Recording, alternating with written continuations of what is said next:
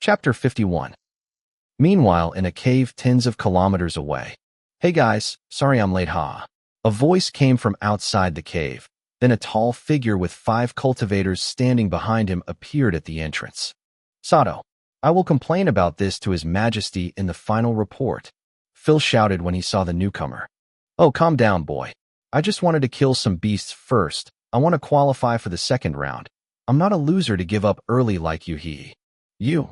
Phil almost pounced on the guy called Sato, but Prince Henry stopped him halfway. Fight later. We must start moving immediately to complete the plan. Now we have 12 teams, 11 duchies, and my royal squad. We will split into 3 groups of 4 squads each. The 3 groups will head out at the same time in different directions. Our targets will be the squads of duchies. Everin, Stanley, Alton. I think you all remember the portraits of their representatives we gave you before the event started, right? The group that sees one of those 3 squads has to besiege and kill them directly. Kill all of their members after verifying that the place is safe. Do not leave witnesses. Any questions? Your Highness, please add Caesar Burton to the targets. They are also from the Duchy of Alton. Michael Tinley bowed and asked, that bastard really deserves to die? Well, that's fine. The group that sees the Burton squad should kill them too. The report I have says that Caesar Burton only brought 2 with him. It would be just a side annoyance. If you don't have other questions, move on. And remember, be silent and efficient. Everyone nodded. After a few more minutes to distribute the squads into the 3 groups, they split up and jumped out of the cave. Just like that.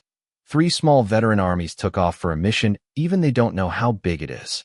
Lord Chad, please mark our next course, but keep in mind that we are only 3 now. A man who appeared to be in his 50s bowed. I know what you mean. But how do we withdraw when there are 17 more hours left until the end of the event? Do you want me to live in disgrace for the rest of my life? I, Chad Alton, am not a coward, Chad stated and slapped the man's face. My lord, you can blame the kingdom of Doliver. Everyone sees the circumstances around us. Who would dare say a bad word about you? The old man wiped the blood from his mouth and bowed again. A man in his 30s with one arm also stepped forward and bowed. My lord, a beast ate my arm, and this elder brother has no energy left to defend against another attack. If we stay here any longer, we may never get out. Please order us to retreat to one of the gates at once. Right, your life is more important than anything else, said the old-looking man. Damn it, I wanted to remove the shame of defeat at the hands of that Caesar by achieving a higher rank than him in the 8 Kingdoms tournament. Chad Alton gritted his teeth and continued. Okay, catch your breath. We'll start our journey back to the gate in a little while. At that moment, he heard a ha, no you won't. Chad looked behind him and saw a young man standing with his 5 followers behind him. What do you mean? Is there anything I can help you with? This was not the first time he encountered a squad, but it was certainly the first time that a squad had shown such hostility. Actually, you can really help me. By dying. As soon as the sentence ended, the 6 withdraw their weapons and rushed towards Chad and his 2 followers. Damn, Chad did not understand what was happening, but fighting against all of them clearly meant death, so he immediately turned in the opposite direction and jumped with all his might trying to escape. Even his 2 companions did not wait for orders and jumped in different directions to mislead the attackers. But the 3 were surprised by another whole squad in front of each of them. The area was completely surrounded. I remember you all. You are from Doliver. No, you are yourself the prince of the kingdom of Doliver. What the hell do you want from me? This is against the rules. Chad finally felt a real danger to his life and started screaming. Rules? Ha. Why don't you look around for a bit? Prince Henry pointed in a certain direction. Chad's body was already starting to shiver. He forced himself to slowly turn his head until he caught sight of what Henry was pointing at. His followers had become headless corpses. A good leader should take responsibility for his followers. Henry smiled big, and with a wave of his hand, his followers pulled out their weapons and attacked Chad Alton at the same time. His fate was sealed immediately. Tisk, if I had known it was going to be this easy, we wouldn't have waited for all our teams to gather. 2 teams in each group would have been more than enough. Prince Henry murmured. This was not half as exciting as he had expected. We should always be careful. Your Highness, your decision was the wisest. One of his followers bowed. The rest of the 3 squads came after they burned the 3 bodies. What now, Your Highness? We will, of course, continue our search. Perhaps we will be lucky to find another target. Haha. I'm afraid the other 2 groups won't give us that chance. I bet the rest of the targets are already dead. Let's go.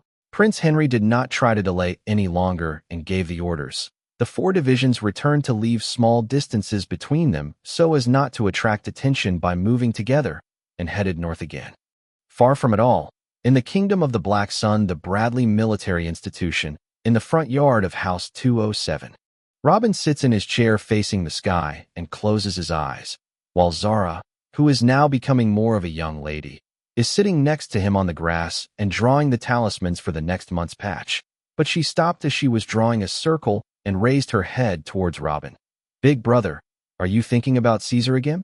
This is harmful to your health. Secondly, there is no need for all this anxiety. He will definitely be fine. Robin did not answer. Although he refuses to verbally admit this, he is already worried about Caesar. This is his son. No matter how hard he can be on him, he raised him from a tiny piece of meat to a grown man. He got the milk from the nearby beasts to feed him, changed his clothes when he peed himself, and took care of him when he got sick. It was Caesar who became his right hand when he got old. He was the one who used to feed him, protect him, and support him to move. There is a bad feeling in his heart since he heard about the 8 kingdoms cycle. Maybe it has something to do with the law of truth, or maybe it's just a worried father's intuition. All in all, he wasn't in mood for researching. He left everything else aside and started to train only to increase his strength. During this short period since the departure of Peon and Theo, until now he has jumped to the top of the 8th level. Big brother, why don't you try researching something new? That'll concern you. I think you're right. It's been a long time since I finished the perfect wind law. It's time to focus on something else. That's the reason I'm alive anyway. Zara, you've reached the 6th level already. Tell me, which major law do you want to study? Finally, Robin turned his face away from the sky and looked at Zara, the lost enthusiasm already starting to return to his eyes as soon as the topic was mentioned. I don't know. I don't have a special request. I'll leave the choice to you. Zara giggled. Oh, smart girl. This way you're going to make me choose the best for you.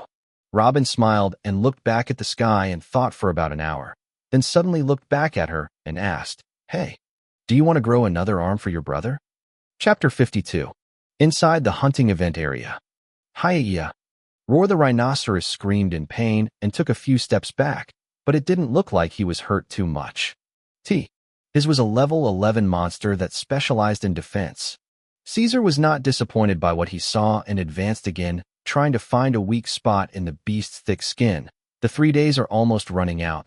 There are a few hours left until the final whistle, and this may be the last chance to fight a beast of this level. He must make good use of it. But when he was about to deliver his next attack, he heard a voice from behind. Tisk, our luck is so bad. The first team on the target list we find is this little trash's, and he looks alone too. It wasn't unusual for other teams to meet here, so Caesar ignored the voice at first, but he called off his attack and quickly turned around when he heard the word target. The huge rhinoceros was well aware of the force of the attack that almost hit him, so he seized the opportunity and quickly retreated, trying to escape. Caesar ignored it, as he was not lacking in tokens from monsters, but was only seeking experience. He did a quick survey of the newcomers and found a young man who seemed to be 18 years old standing behind him, 5 middle-aged followers who seemed to be veteran warriors. It was clear that they are an entire squad that has not been harmed since the beginning of the event. Caesar furrowed his eyebrows. Is there a problem? The problem is that you are not enough as appetizers. Sayu, go and kill him, and let's continue our way. That unknown youth pointed out to one of his followers, who in turn immediately began attacking with his broadsword. Caesar did not know what was happening, but it was clear that this squad was trying to kill him. It was not an empty threat. There is no need to know more. Caesar released his full aura and raised his halberd to fend off the incoming attack. When the two clashed, Caesar was amazed. Whether the strength behind the attack, the angle, or the killing intent behind it says that this person is an elite among the elites. He participated in countless battles to gain this strength. Maybe he is stronger than the genius who is supposed to be following him. But the attacker was more shocked. This attack was intended to cut Caesar in half with one blow. But at first, they were tied for a few seconds, and then Caesar's side began to prevail. Until at last, he lowered his halberd completely, thrusting the attacker toward a nearby tree like a cannonball. His life or death is unknown. The young man in the lead narrowed his eyes. Looks like you're a stubborn bastard like those who attended that restaurant evening describe you. You won't die easily, huh? It's okay. But forget to get out of here alive. When he finished, he signaled to two of his followers to advance. Caesar did not bother with them. After he eliminated the first person, he put his full focus on his surroundings. His sense of danger was very high due to his living among monsters most of his life. He actually managed to spot 3 other squads spread around him. He was being ambushed. A huge group of 4 squads. Are you all here for me to kill me? I'm flattered. But I still wonder what gives you such audacity. Is it your numbers? Ha ha boy, that's not bad at all. No wonder Michael wants to kill him at any cost. Looks like you're not doing well, Zika. We hid so well to catch him when he tries to escape. How did he reveal us? People started coming out from all sides in succession, and soon they formed a circle about 40 meters in diameter around Caesar. Why did you all show up? Do not attack. We have agreed that my squad will do the attack if we find one of the targets alone.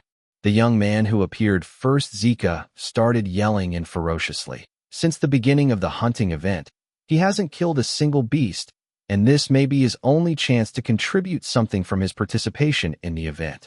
Caesar raised his eyebrows. Why do you think I'm alone? We know very well that you entered with only 2 slaves at the 9th level, and now you are standing alone here. Are you saying that you split up your little team? Actually, it's true. Would you like to see them? A faint smile began to form on Caesar's face. Haha, it looks like you went crazy when you came close to death. Why did you stop? Go ahead and relieve him of his misery.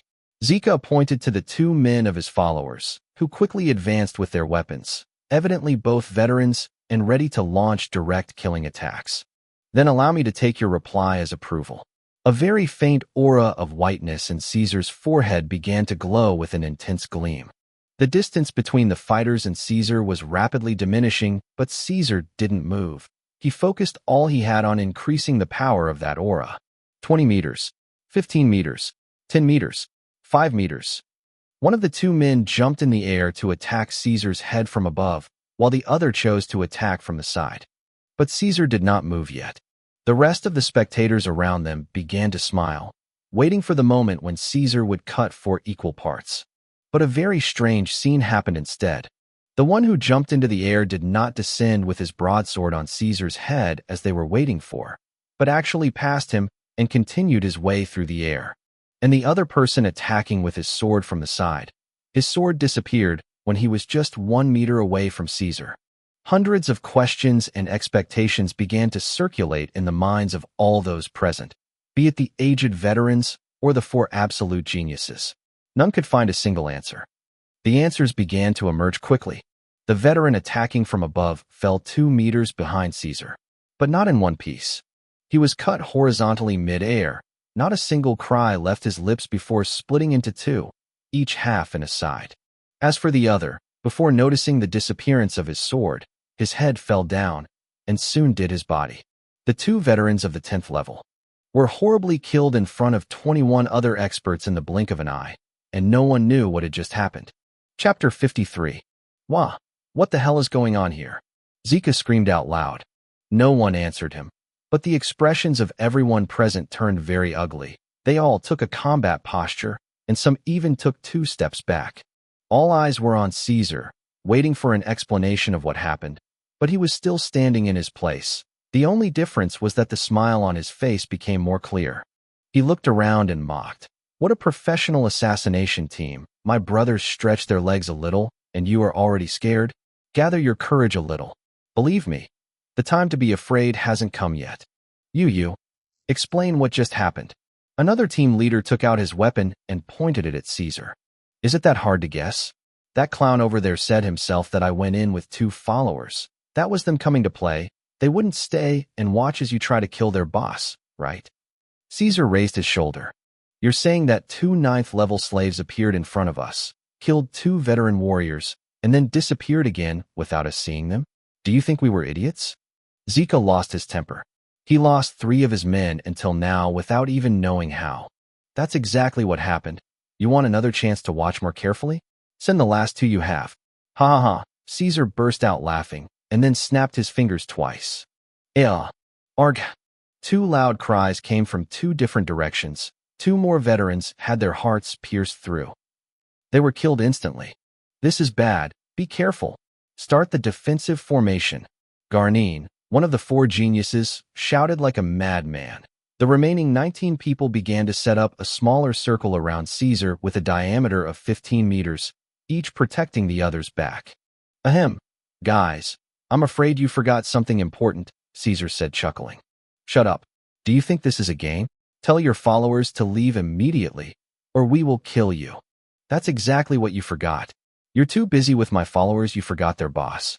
Do you think that I'm a pig waiting to be slaughtered? That's an insult for my esteemed self. Caesar laughed out loud, then planted a halberd next to him and closed his eyes. A white flame started erupting from every cell of his body and spreading, and in the blink of an eye the flame took over an area of 7 meters in every direction around Caesar. It's basically stopped just a foot away from them. Then Caesar opened his eyes and shouted, "Whoever among you is a man, take a step closer to me." A second, 2, no one took a step. In fact, some of them began to retreat. Although there is still a distance between the siege circle and the flames, the intense heat was unbearable. Is that a flame? What flame is this? What secondary law is this? Arg, I can't stand it. I'm going back. One of them couldn't stand the intense heat and took a few steps backward, but even this wasn't enough for him. So he jumped backward with all his might to escape the heat. But as soon as he broke the siege circle, his scream got louder for a second, then stopped. He got killed. Damn it. Hold on, it is just heat. When the rest realized that the person who left the circle had been hunted down, they freaked out even more. Garnine, Sheldon Carmine, have you ever seen such a flame? Zika yelled. No. Disregarding the fire path, I've never seen a secondary law this powerful before in any path. The shapes of the remaining 18 became uglier and uglier with each passing moment.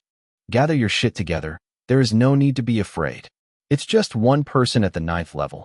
If we attack him, we will kill him easily. That's right. Who would volunteer to attack him? We just need 3 of you to ignore the flames and attack. It's just an empty threat. The flames won't kill you, Carmine shouted, but no one answered. If he did not want to sacrifice his followers, how would the rest respond to this enthusiastic speech? Ayoa.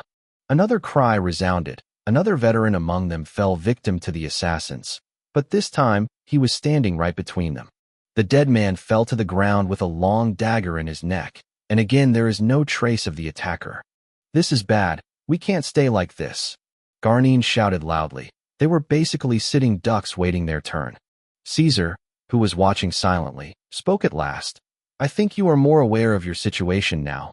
I advise you not to make any move. One of you, answer some of my questions, and I will stop my flame field and let you have a way out. Carmine yelled when he heard this. Everyone, don't be deceived. We are the hunters here, not him. We should have it our way. You think you can use the same silly tricks to kill the rest of us? It is obvious that this flame field takes a ton of energy to activate and stabilize. You will have to deactivate it soon anyway. I'll see how long you can keep pretending to be strong. Oh, want to bet on whether you'll die first or I'll run out of energy first? I salute you for your boldness. But, at this point, Caesar made a gesture with his head toward the corpse that fell earlier beside them. When everyone looked at it, they found that the dagger in his neck had disappeared. That assassin came among them, pulled his dagger, and then disappeared again. I don't think that's a good idea. Caesar smiled sincerely, but his big smile was like a dagger that cut through the hearts of those present. What do you want to know? Sheldon couldn't take it any longer. This was not what he agreed to do. You damn traitor, you really think he will stay true to his words and stop his flame field before he runs out of energy? You are selling your kingdom for free, Carmine shouted, almost about to pounce on him. Sheldon couldn't look up, but spoke with a low voice. I have to try? I don't want to die here. I have a long life in front of me. Caesar nodded. Good. I like to work with the smart ones. You have made the right choice. First, tell me why you're all trying to kill me. I do not know. Tax Caesar snapped his fingers. The sound of something hitting the ground caught the nervous genius's attention. It was the head of one of Sheldon's followers. Damn it. I swear, man, I really don't know. The four of us are from the Kingdom of Dolliver. We've been told to kill the squads of the Duchies of Alton, Stanley, and Everin from the Kingdom of the Black Sun, but we don't know why. Sheldon fell to his knees and shouted. His last mental defense was crushed with the death of his follower. Oh, interesting. I thought it was that clown from the restaurant and the foolish prince who pushed you to do it. It turns out to be a lot bigger. Does that mean the other squads of the Black Sun Kingdom you mentioned are facing the same situation now? Actually, that clown you are referring to is called Michael Tinley. He and Prince Henry are indeed the ones who agreed to include you in the killing list, even though you weren't on it before. As for the other squads of Alton, Stanley, and Everin, they are indeed facing the same situation. Most likely the three squads have already been exterminated. The search has been going on for many hours and all squads from Dolliver has joined together to do it. Sheldon looked at the ground, not daring to look at the rest of his followers and peers. Oh, that means you might not be the last ones to come to kill me. Thanks for the info. Caesar nodded. Then the flame field around him vanished. One of Sheldon's followers immediately took advantage of the opportunity and pounced towards Caesar, thrusting his long spear with all his might towards Caesar's neck, but was met with a white flaming halberd that cut the shaft of the spear to half and then proceeded downward, slashing him in two from the shoulder to the thigh. Each half fell to a different side. The fire was still burning in the two halves. The smell of barbecue soon filled the air. Well, the flame field is off as promised, and now you have your chance to do whatever you want. Come, attack me, and you might have a chance of getting out of here alive. I won't leave all the fun to the other two bastards. Caesar shouted and took a defensive position in the middle of the ring, surrounded by 17 level 10 veterans and geniuses. Chapter 54. Caesar sat under one of the huge trees. His red eyes were wide open. His hair was wet with blood. His nose was dropping the sticky red liquid on his pants. It was unknown whose blood is this. It was a very intense battle. When everything was over, he just found a tree and sat under it, absent-minded. This was the first time Caesar killed a human being, and it was an absolute massacre. It was after a few minutes that he stabilized his breathing and closed his eyes for a minute in a meditation position, while the more calm Theo and Peon were gathering the 24 corpses in a large pile and erasing the footprints and other traces of the battle. Theo's expression didn't change a bit. He still has the stone-cold face. It's like what happened minutes ago was something of his daily life. Nothing interesting at all. As for Peon, his face was covered, but they both knew he was okay as well. This young man had witnessed a much more intense massacre, one in which his own family got exterminated. When Peon came close to Caesar to drag the headless corpse that was near him, Caesar opened his eyes and stretched his hand to hold the corpses. Just as Peon was about to say something, Caesar ripped a piece of cloth from the corpse's sleeve and started to wipe his face with it slowly, then gestured to Peon to take the corpse and continue what he was doing. Then he turned his eyes towards the crime scene, reflecting what happened earlier. Caesar knew that if he kept the flame field around him, the remaining 17 would try to escape in different directions, and this would make the task of killing them all impossible even with the help of Theo and Peon. So he deactivated the flame field and tempted them to kill him. And the bait worked. Although Caesar was strong, he was certainly not strong enough to face everyone here at the same time on his own, and they knew that quite well, so they were encouraged and attacked. Caesar focused entirely on defense and would send flame attacks every now and then to keep his opponents away from him as he retreated step by step. The real attacking power was still in the hands of Theo and Peon.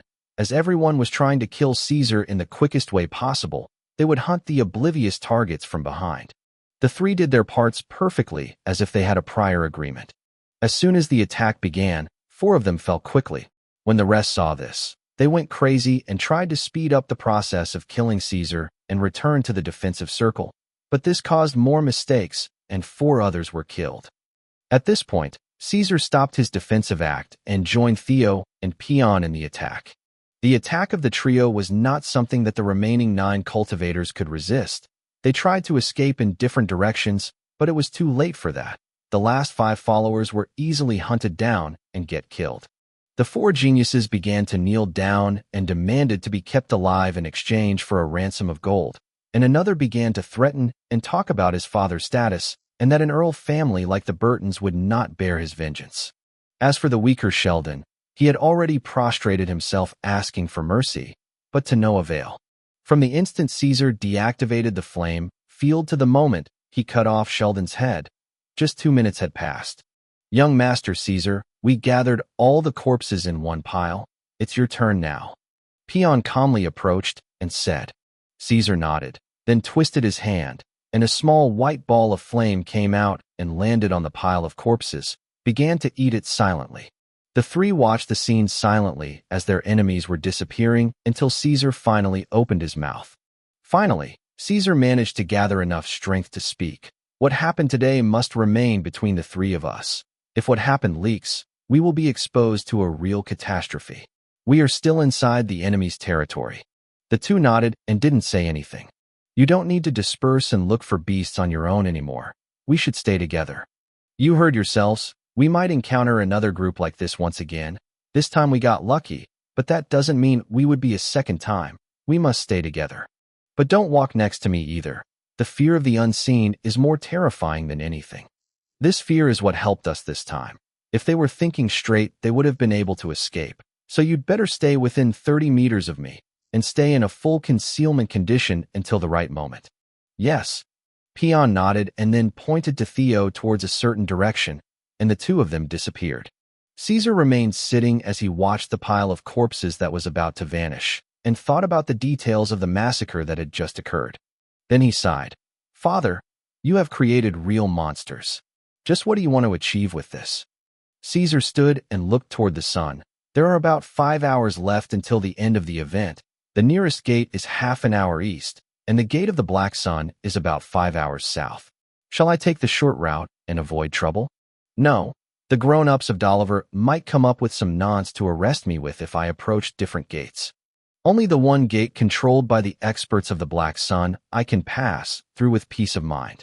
But the distance is far, and I may encounter other squads. The scenario of this battle might not work again. Caesar was confused for a few minutes between two bitter choices, but in the end, he made up his mind and jumped south. The sun of the third began to set. Everyone knew that this indicates that the hunting event was coming to an end. Most squads are trying to get more tokens as fast as possible, and some of the weaker squads began to move near the gates waiting for it to open. All in all, things were very lively inside the hunting area. Hey, aren't you Caesar? Wait.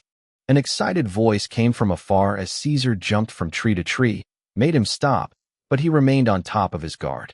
A few seconds later, a squad of 3 people appeared. They were the Julian Duchy squad of the Black Sun Kingdom. Oh, Brother Dolly? It seems that the hunting event was not going easy for you. Caesar quickly scanned the one he called Dolly. The guy and his follower were in extremely bad shape. Has it been easy for anyone? I see you alone. Are all your followers had? Caesar smiled and changed the subject. Where are you going now, and why did you call me? Can I help you with something? Brother Caesar, don't be so cold. The hunting event is almost over, and there is no need to compete. Can't we go to the gate together? You are alone, and we are injured. We must stay together to increase our chance of survival until we reach the nearest gate. I bet the rest began to form groups since the beginning of the third day already for the same reason. But I was unfortunate and did not find another squad from the Black Sun before now. A few hours ago we encountered a level 11 beast. We barely managed to kill it, but it put us in this current stat and killed one of us. I fear that if we encountered even a level 10 beast now, we would get eaten. I am not heading towards the nearest gate. I will go to the one we entered through. If you want to come with me, then come. The gate they entered was still at least 2 hours away. Why would Caesar choose the long way? As he prepared to refuse and continue his way toward the nearest gate, he restrained himself. Aside from the bloody smell emitted from Caesar, his clothes and physical condition were so good. It was almost as if he hadn't seen a single beast in the 3 days. But that's impossible. Even if he hid underground, he would have found a beast or two. Is he very strong as the rumors say about him back in the kingdom? Or is he excellent at avoiding monsters? In both cases, the benefit will be greater if he follows Caesar. Okay, we'll come with you to that gate. So what if we took a little walk in this cute and lovable place to preserve more memories? Ahaha, let's go. Chapter 55. After exchanging a few more simple inquiries, Caesar took the new squad with him, and together they headed towards the main gate for those who came from the Black Sun Kingdom. The road was rather smooth. They encountered only a few beasts at the 8th and 9th levels, and they were dealt with quickly. A couple of hours passed by. The gate is still not visible due to the density of the trees, but they knew it was very close. It might be a few minutes before the hunting event ends, and they still haven't reached the gate yet, but no one panicked. If the event ends before they reach the gate, there is no problem either. The specific timing of the 3 days is about attacking the beasts, not about reaching the gates. To be more clear, the squads can hunt the beasts until the last moment. Then they can head towards the gates after the event ends.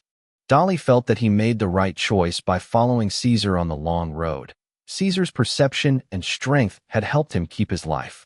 His freedom was now within his reach once again after he had seen an absolute nightmare for the past 3 days. A few more kilometers, and the risk of death would be over, as the incoming event is just friendly fights in front of many witnesses. Stop! A voice came from behind all of a sudden. Dolly turned his head and saw a whole squad of 6 cultivators in a good condition quickly approaching. That's bad. That person called Sato Ariid. He is one of the most powerful geniuses of the Dalivarian kingdom in this generation. I don't know what he wants from us, but in no way we would stop. Hurry forward. It is of no use. When Caesar heard that person from Dalivar, he shook his head and stopped where he was. What are you doing? Keep moving. That damn Sato might want to hurt us. Dolly did not understand why Caesar stopped, but he didn't want to know either. He kept moving forward at top speed, ignoring Caesar. But he quickly understood what Caesar meant. Another squad appeared in front of him and cut off his way. He was badly startled, but didn't want to stay to ask them what's up. He looked to his sides and was about to change direction, but he found 2 other squads from each side. One of them was the team of Prince Henry, the participant prince of the Kingdom of Dalivar. What's going on here? What do you all want from us? Dolly's heart turned cold. Whatever is happening is definitely not very friendly. Caesar looked around until his eyes fell on someone whom he knew very well. So you are in this group. It was Michael Tinley, the person he had fought with at the restaurant earlier.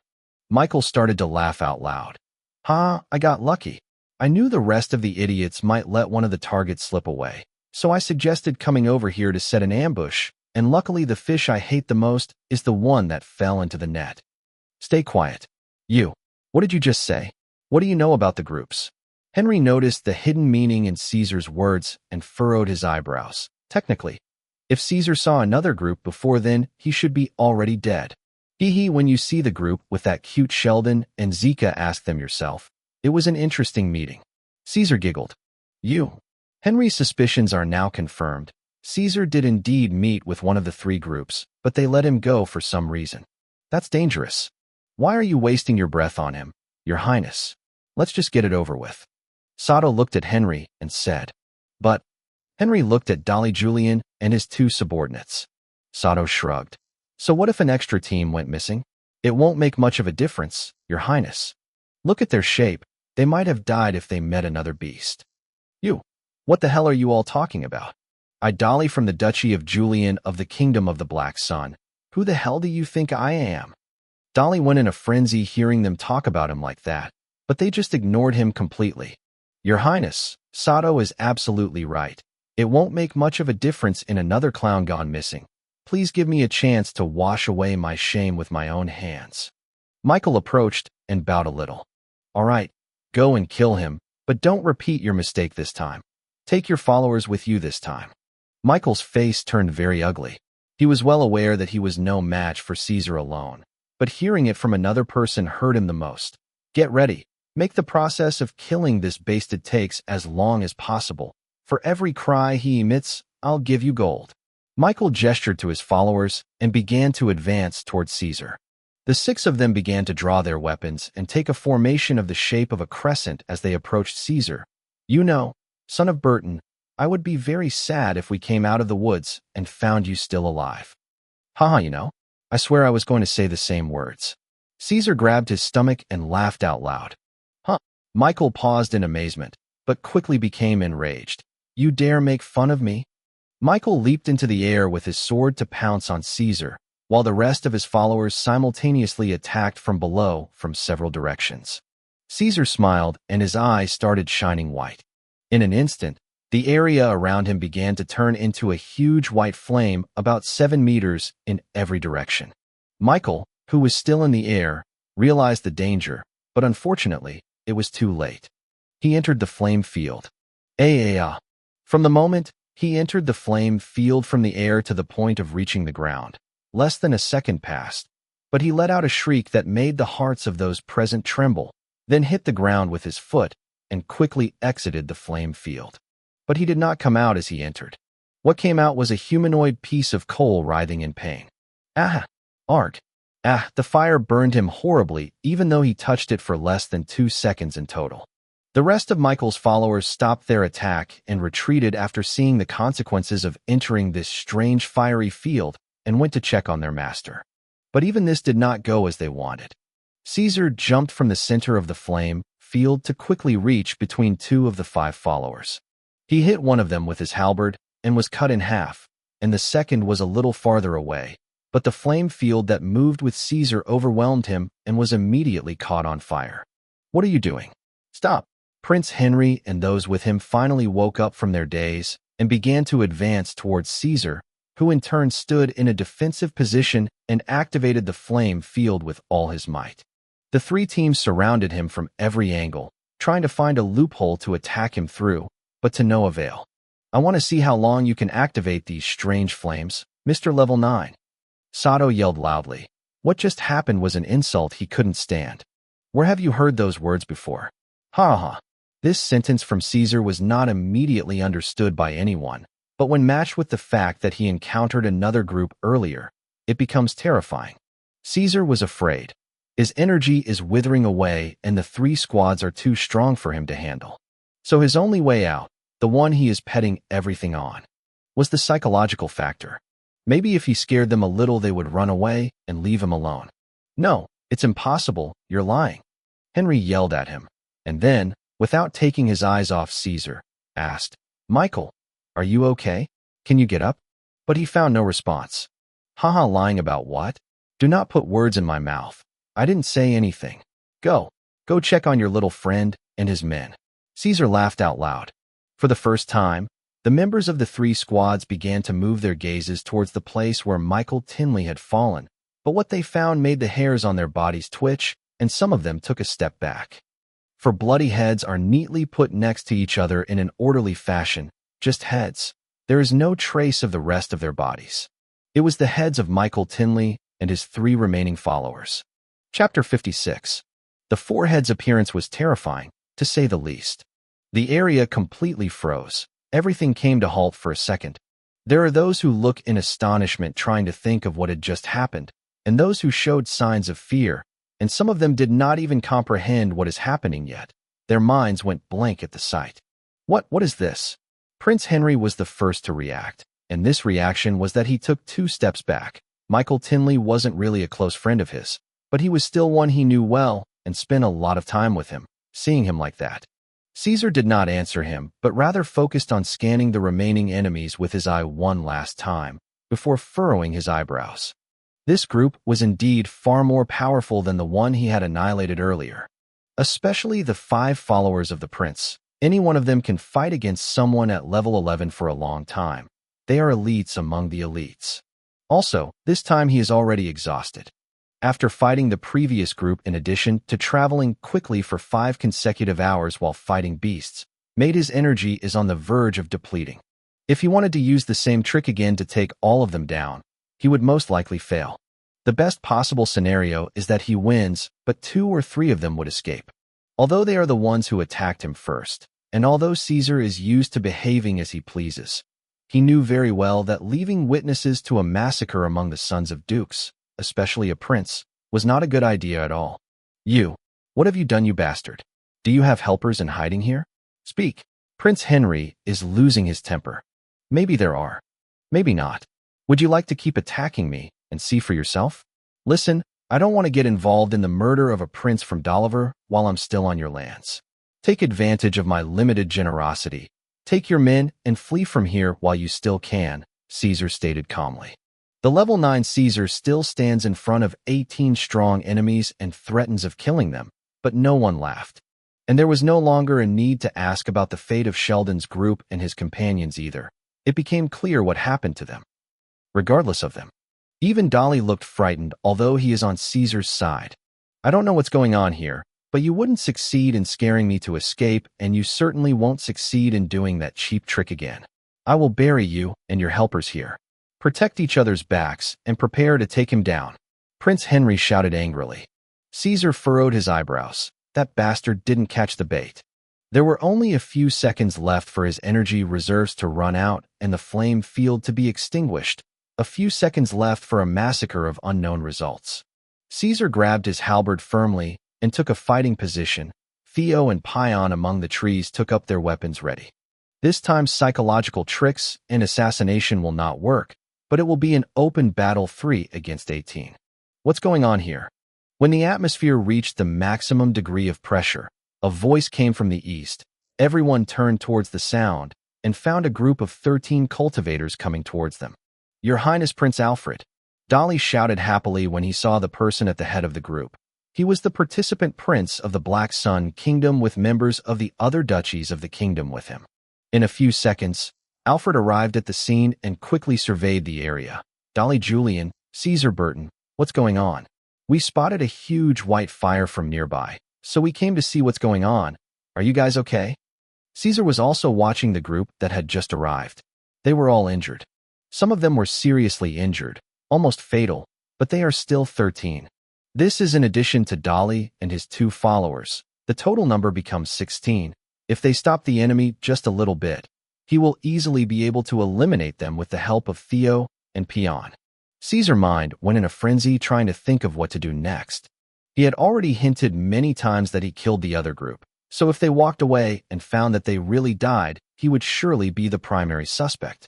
But he never truly said he killed them. Even as a primary suspect, they wouldn't directly punish a guest they invited without evidence to show the world. Forget about the massacre. They had no evidence linking him with even the death of Michael Tinley himself, even though it had happened under their noses. So letting them go would mostly put him in an awkward situation. But if he chose to kill a prince here, especially in front of all those colleagues from the Black Sun, that wouldn't be smart. Thus he finally made up his mind.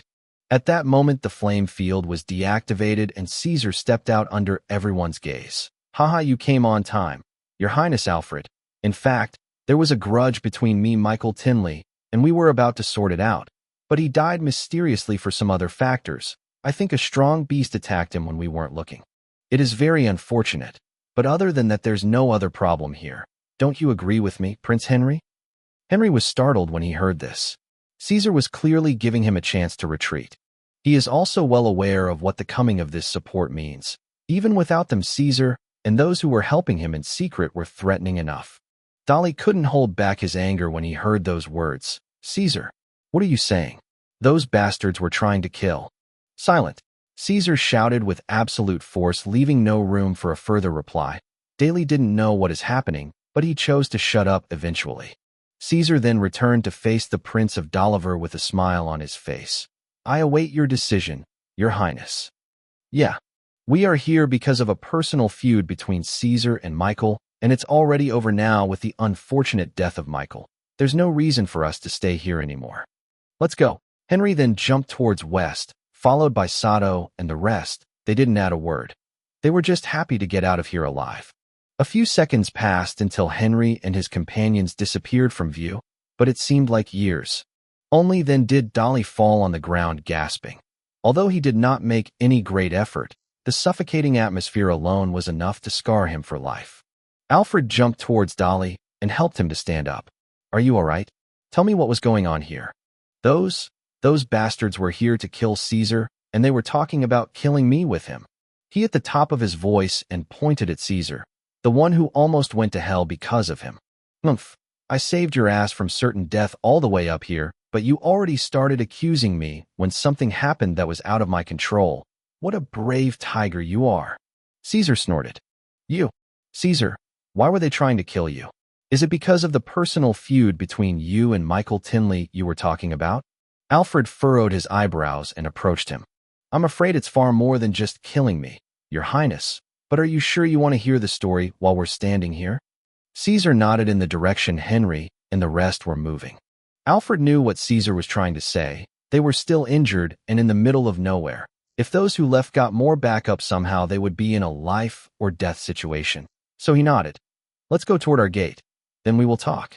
When they were about to continue their way, a strong voice echoed in their ears. The hunting event is over. The participants must stop all kinds of attacks on the beasts and immediately head towards the nearest gate within half an hour at most. Whoever is too late will be eliminated. Whoever attacks any beast after this announcement will be eliminated. A moment of silence then took place for everyone inside the hunting area. That person's voice covered the entire hunting area. Most likely he is at the very top of the Saint Realm. Perhaps even a sage? It doesn't matter, let's go. Prince Henry reminded them again, and they all headed for the gate. Chapter 57. Here they are. The first batch of our youth is approaching. A middle-aged man standing above the gate of the Black Sun shouted suddenly. When everyone heard him, they quickly left what they were doing and approached to welcome the new arrivals. The atmosphere surrounding the tournament and this hunting event, in particular, was strange and frustrating for all of them. In fact, they were mentally prepared that none of their youth will come out. Although this would be considered a very stupid move from Dolliver and a blatant declaration of war on the Black Sun Kingdom. Seeing their behavior from the beginning, it sounded very possible. When everyone saw a group of just under 20 people, they got excited, but their enthusiasm quickly subsided. The group members were looking like that they have just gotten out of a disaster. All of them looked exhausted and enjoyed. Some even lost a limb or two. Some of them were looking angry and some were looking extremely sad as they were mourning their fallen brothers. Only one person was crying from the intensity of happiness, and this was Dolly's son of the Julian family, which was even more suspicious. After a few seconds, the group crossed the gate. The group was made up of 19 people. 6 of them were geniuses, and the rest were followers. The ratio of the number of followers to their assessment geniuses was terrible. The elders of each duchy went to their own genius. Billy was also present. He heaved a sigh of relief and went to Caesar's side to examine his condition. Prince William examined the group members first and then approached his little brother. Alfred, are these the ones you managed to run into? What about the rest? I don't think there are any left but those with me, brother. Alfred shook his head. What do you mean by I don't think? Is there a rest or not? William frowned. This was not a simple claim to make. What I can really confirm is that Octavia's squad and Steve's squad were killed. The first we saw their bodies by the den of a heavenly mountain lion. As for Steve, I passed by chance while his team was battling a giant tree snake. I managed to help them kill it, but he had been poisoned before I arrived and died shortly after. I could only save one of his followers. Alfred pointed towards one of the group. The faces of the men of the 2 duchies turned gray after hearing this heartbreaking news. A family elder shouted, "Oh, damn me. The patriarch is going to kill me because I didn't provide Steve with better followers." Then he looked at the rescued follower. "And you bastard. Your master is dead and you dare come back." So he directed his palm towards the head of the follower, and blood splattered everywhere. He killed him where he stood. No one paid any attention to the slave's murder. Instead, an old man came forward and approached Alfred. "Your Highness, where is Andrew Alton? You only confirmed the killing of 2, but you said the rest wouldn't come. What did you mean by that?" "Right. The boy from my family is also not present." This was the head of the mission of the Duchy of Everin. "There's mine too. Your Highness, why you said they are dead?" A middle-aged man cried. Prince William raised his hand. "Let my little brother explain himself. I searched for them for many hours today, but to no avail. But it happened, and I saw a strange situation during my meeting with Brother Caesar and Brother Dolly, and it made me suspect that it was behind the disappearance of the rest," Alfred said. "What is that situation?" asked Caesar. When I tried to ask him, he refused to speak because we were in a hostile area. Alfred shrugged his shoulders. All eyes turned to the young man standing next to Billy Burton. One of the men of the Everin family approached and placed a hand on Caesar's shoulder with anger and apparent killing intent. "Speak, boy, say all you have." Caesar did not say a word. He just rolled his eyes towards the gatekeepers who were still standing looking at them smiling. Everyone understood Caesar's intent with this move, except for Mordred Everin himself, who was still holding Caesar's shoulder, blinded by anger. "You dare mock me?" He raised his other hand and almost landed on his face, but Billy hurriedly caught it, then pushed him back and stood in front of Caesar. Mordred was also a level 21 saint. He quickly stabilized himself and started shouting, "You've forgotten your place here, you Burton bastard." He almost pounced on Billy, but an old man from the Everin family came up and grabbed him and whispered in his ear, "Calm down." The boy was pointing his eyes at the guards. Maybe what happened is a secret that can't be revealed publicly. At this moment, Prince William took 2 steps forward. "All of you calm down." Then his eyes landed on Caesar's. "Just tell me one thing. Did you see their death with your own eyes?" Caesar shook his head. The prince nodded. "Since the murder of our 3 young men of the Stanley, Alton, and Everin families have not been confirmed, we shall stay here until we are sure of their death. After that, we will continue any other talk at the residence of the royal family. For now, let every genius send one of his followers to deliver the tokens he has collected to the gatekeepers to check them for the final results." They all heard and obeyed the arrangements of Prince William Marley and went back to wait, not only because he was one of the oldest princes and strongly nominated for the next king's position, but also because he is the most powerful saint here. Mordred Everin humphed and retreated with the rest of his family as well, while the members of the Burton family present gathered around Caesar as if they were a chicken trying to protect their egg. Caesar gestured at Peon, who was standing next to him, so he moved the full leather bag he had been carrying all along on his back and took it to the gate guards. No one paid any attention to the size of the bag. The roll said that the tokens can be anything from the bodies of the dead beasts, so it might take one big token for it to be big enough to fill a huge bag. "Caesar, are you okay? What is Alfred talking about? What situation did you get yourself into? And what is your connection to the death of the 3 geniuses?" Billy kept asking in a low voice.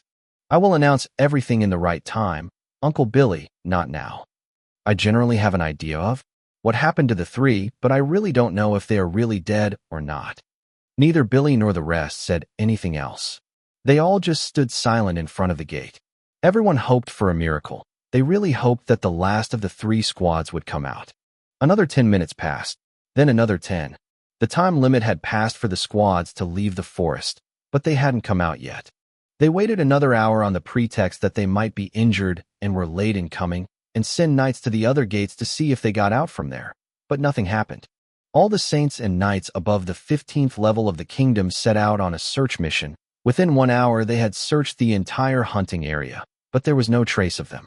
The miracle did not happen. The teams of the duchies of Alton, Stanley, and Everin are all gone. Those who were checking the other gates and those who were searching the hunting area returned. Everyone gathered again in front of the Black Sun Gate. The air got very intense. The men and women from the 3 duchies were fixing their gazes on Caesar. It was sparkling with killing intent. For whatever happened to their young relatives is somehow connected to this Caesar. Caesar started to feel suffocated and all that pressure. Billy quickly stepped in front of him to take it on for him. He was ready to fight it out with everyone here if they made a move against Caesar. But a shout came up to calm the situation. It was Prince William. "Step back. We will continue our talk at the residence of the royal family. Let all the saints and all the geniuses who participated in the event come with me. As for the rest, please return to their residences." But even in shouting, it was with clearly a heavy voice. The death of 5 kingdom-level geniuses at once was a massive loss. Chapter 58. Residence of the royal family of the Black Sun. Inside a small room, 17 saints and 6 young geniuses gathered. Prince William is sitting on the main seat, looking at Caesar, who is standing in front of him. "The surroundings are safe now. You have no other excuse. Speak." The pressure in the room was immense and was mostly directed towards Caesar, coming especially from the saints of the 3 families, Stanley, Everin, and even the Altons. Billy approached and patted Caesar on the shoulder and nodded with a smile to reassure him. "Speak up and don't worry, nothing will happen to you today no matter what you say. Otherwise, how am I going to raise my head in front of Robin again?" "Huh." A saint from the Everin side interfered. "Humph, I wouldn't be so sure about that." "Exactly, and don't try to fool us. Boy, you better say the truth, or I will personally have your head if you turn out to be a spy." Caesar ignored them and returned the smile and nodded at Billy, then went back to face the crowd. Gentlemen, very briefly, all of Dolliver's squads have united to search for and annihilate the squads of the duchies. Stanley, Everin, Alton. What? Do you realize what you're saying? Have you gone crazy, boy? Reactions varied. The saints of the three families started standing one after the other, crying out at Caesar. The rest furrowed their eyebrows. Even Billy widened his eyes, not believing what he was hearing. He quickly asked Caesar, "Why do you say something like that? Did you see their killing with your own eyes?" "No." He shook his head. "Did you gather us here to draw conclusions, you damned brat?" A saint from the Duchy of Stanley nearly slapped Caesar, but Billy stood before him at the right moment to block him. An old-looking man spoke calmly. "Boy, do you know the consequences of what you said? If you are right, then a war might erupt between the two kingdoms. This is not a joke." "Everyone, calm down," Prince William yelled. "If any of you try to stir up chaos again, I will have to remove him from this assembly." The saint who wanted to slap Caesar humphed and returned to his seat. Billy also came back to Caesar's side and patted him on the shoulder. "Don't be afraid. I'm here with you. No one will harm you. Keep talking, but with more details this time." Caesar nodded and continued. "The squads of the Kingdom of Dolliver got united inside the hunting area and divided themselves into 3 groups, each group containing 4 squads. They set out on the last day of the event to target and kill those from the 3 duchies I mentioned before." "And how did you know that?" William asked. "Your Highness, the humble me is also a person from the Duchy of Alton." You mean you were targeted?" Billy suddenly came to a realization and asked. "Yeah, twice actually." Caesar nodded affirmably. The room turned into complete silence. Then they started shaking their heads. "This is a waste of everyone's time. The 9th level kid just said that 8 squads wanted to kill him, but he is somehow still alive. They have now confirmed that Caesar was lying to take advantage of the situation and assign himself as a hero. What a heroic young man you got there. Billy, I will see for how long would you be able to protect him," a saint said sarcastically. In fact, even Billy didn't believe this. He got busy trying to figure a way for slipping Caesar out of here. William frowned and looked at his younger brother. "Alfred, why did you tell us to ask Caesar what happened to the 3 squads? Did he tell you he knew what happened?" "No. Big brother, on our way back I found him and Dolly Julian up against a large group of Dolliverian squads, including Prince Henry Dolev himself. And I found 2 dead bodies and a few severed heads at the scene, but I don't know who they belonged to." "What?"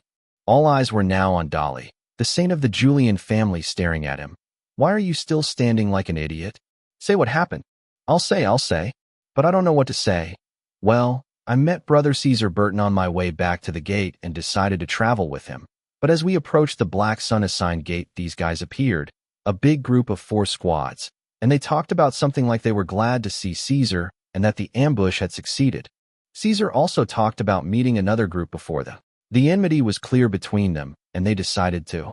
Those bastards decided to kill us. This was very clear. One was even speaking about me, saying that there would be no problem if another squad disappeared." The saint of the Julian family broke the armrest of his seat. "Those bastards. Who do they think we are? Sheep waiting to be slaughtered. Go on, what happened after that? Was it then that Alfred showed up to rescue you? But what about those corpses and severed heads? Who were they?" William signaled in silence again. It's Michael Tinley and his entire squad. They came as part of the group to set up an ambush against us, but they all died." "What did you say?" The hair on the prince's body rose up, and quickly he also stood up from his seat. This was the first time he had shown such a strong reaction since this assembly began. It is possible to imagine the reactions of the rest. Then he continued, asking, "How did they die?" "Caesar killed them." "What nonsense is this? You fought, and even killed an entire squad.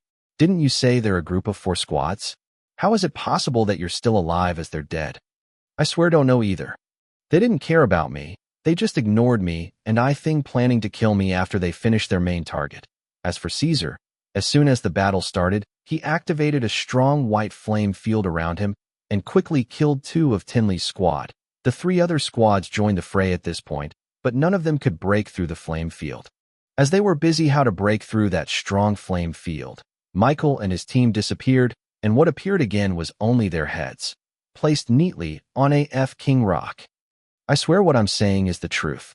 Even they didn't know what had happened. At this point, His Highness Prince Alfred came with support, which made them fear us and run away. That's all I know. Everyone looked back at Caesar again, but seriously this time. How were Michael Tinley and his team killed? My followers took care of them. Your followers? Only 2 9th-level slaves entered the hunting area with you. You talking about them? Correct. Caesar's answer was simple, but it shocked everyone to the core. 2 of the 9th level killed an entire squad in such a terrifying way without anyone noticing. Your followers, huh? We'll come back to this later. You said you were attacked twice. How did you manage to escape in the first one? William asked. Who said I escaped from them? Caesar chuckled, but the response was enough to make the imaginations of those present go wild. Speak clearly. Prince William frowned even more deeply and took a few steps towards him. Yes, a group of 4 squads attacked me in the middle of the 3rd day. One that was calling Zika and the other said his name was Sheldon, or something like that. I don't remember the rest. Generally, they are all dead now. Dead? All of them. How did they die? What else? I killed them all, of course, but I wasn't alone to be fair. My followers helped me. Are you saying you and your followers, 3 at the 9th level, killed 24 veterans and geniuses at the 10th level, with no one escaping? That's exactly what happened. Caesar nodded proudly. The high pressure and frightening silence returned to the room. But this time not to doubt Caesar, but because huge news like this cannot be faked. Perhaps the way they were killed can be hidden or lied about, but a fact like there are 5 squads from Dolliver, including Michael Tilney's squad, that dead inside the hunting area, is a fact that cannot be twisted by any means. 5. The kingdom of Dolliver lost the same number of geniuses that they lost. And they even lost 2 to beasts, but all the Dolliverians' deaths were on the hands of one of their own, Caesar. If what you say is true, then it seems that we took our revenge, and some more in the same event, ha. Chapter 59. It seems that the heavens have blessed your family, Billy, said one of the elders in the assembly, then went back to look at Caesar. And who exactly are your 2 followers, young man? Are they really just followers, or some kind of special veterans, or? No need to keep guessing, sir. They are my big brother's slaves. Slaves? Just slaves? Everyone here was very surprised, especially the saint from the Duchy of Alton, whose eyes sparkled for a second. Prince William took a few steps and put his hand on Caesar's shoulder. Sell one of them to me. I will pay 1,000,000 gold coins. Haha, Your Highness, I actually know these 2 young men. They were staying with Caesar when he was still with us, and he kept staying with us after he left. You are not trying to steal a young talent from my establishment, right? Flex Bradley's voice came up chuckling. It was worth a shot. William shrugged his shoulders and went back to his seat. Someone tell me why my nephew was killed. A saint of the Duchy of Evran suddenly brought up the matter again. If I'm not mistaken, the kingdom of Dolliver is trying to drag us towards a huge war. Prince William said. War? The attendant was taken aback. This was not a simple claim. Yes, it is kind of obvious if you think of it actually. Who was targeted by name? The 3 border duchies with Dolliver.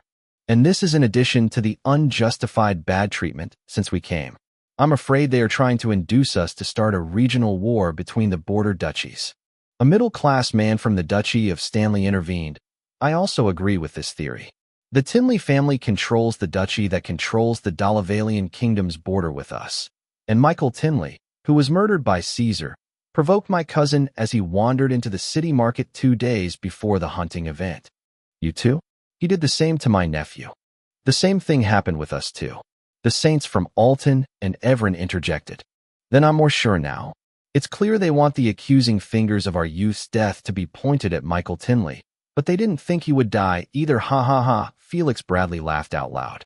Felix did not try to take into account the feelings of the relatives of the deceased. All those present were saints who lived for hundreds of years and did not care about the life or death of who are in their eyes still infant geniuses. They are agitated only because of their deep-in-bones arrogance and the feeling that their families are being underestimated. Can't they just attack us if they want to? Why all the trouble? Caesar could not restrain his curiosity and asked. Felix giggled. You are still politically ignorant. In ancient times our world was divided into hundreds of small warring nations and tribes. After thousands of years of grinding wars, those nations swallowed each other little by little until the present 8 kingdoms and the 4 empires were formed. The current kingdoms are all strong and stable. They have vast lands and enormous amounts of resources. And of course, no one wants that stability and prosperity to be disturbed. That is why they formed a few treaties and made alliances among themselves, and even wrote general laws to organize external affairs so that wars would not return to the way they were. Among these laws is that there must not be a war without a strong cause. And if there is a personal cause to start a war between nobles of different kingdoms, the warring nobles must solve their problems together in a micro-border war if it is unavoidable, but without asking for help from the royal family, whatever the result. Take your little slave friend Peon Camden, for example. I personally did some research on him, sorry about that. Ahem. I found that he is the son of a noble baron from our neighbor Lying Water Kingdom. His family got exterminated at the hands of Marquis Rufus from our Black Sun Kingdom and took everything from them: lands, women, riches, everything. It said it was due to a personal grudge, but everyone knew it's because Marquis Rufus wanted the Camden's lands, and the Lying Water Kingdom didn't do a thing to stop it. Back to our topic. The royal family from Ant Kingdom can intervene and mobilize for an all-out war in only 2 cases: self-defense against the violation of a law, or if a war developed between 2 nobles that expanded and threatened to destroy the foundations of the kingdom. Laws. Who oversees these laws? What will happen if, for example, the kingdom of Dolliver decides to attack us now for no reason? One of the young geniuses asked. The supervisors and the punishers, of course, are the 4 empires. If the laws are violated, a committee of the 4 is formed to punish the kingdom that broke one of the laws.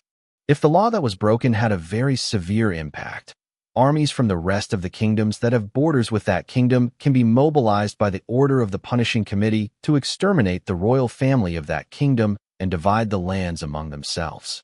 The law is very clear in this. If there is an over-ambitious kingdom, then let it perish for the better. No one wants the era of wars to return.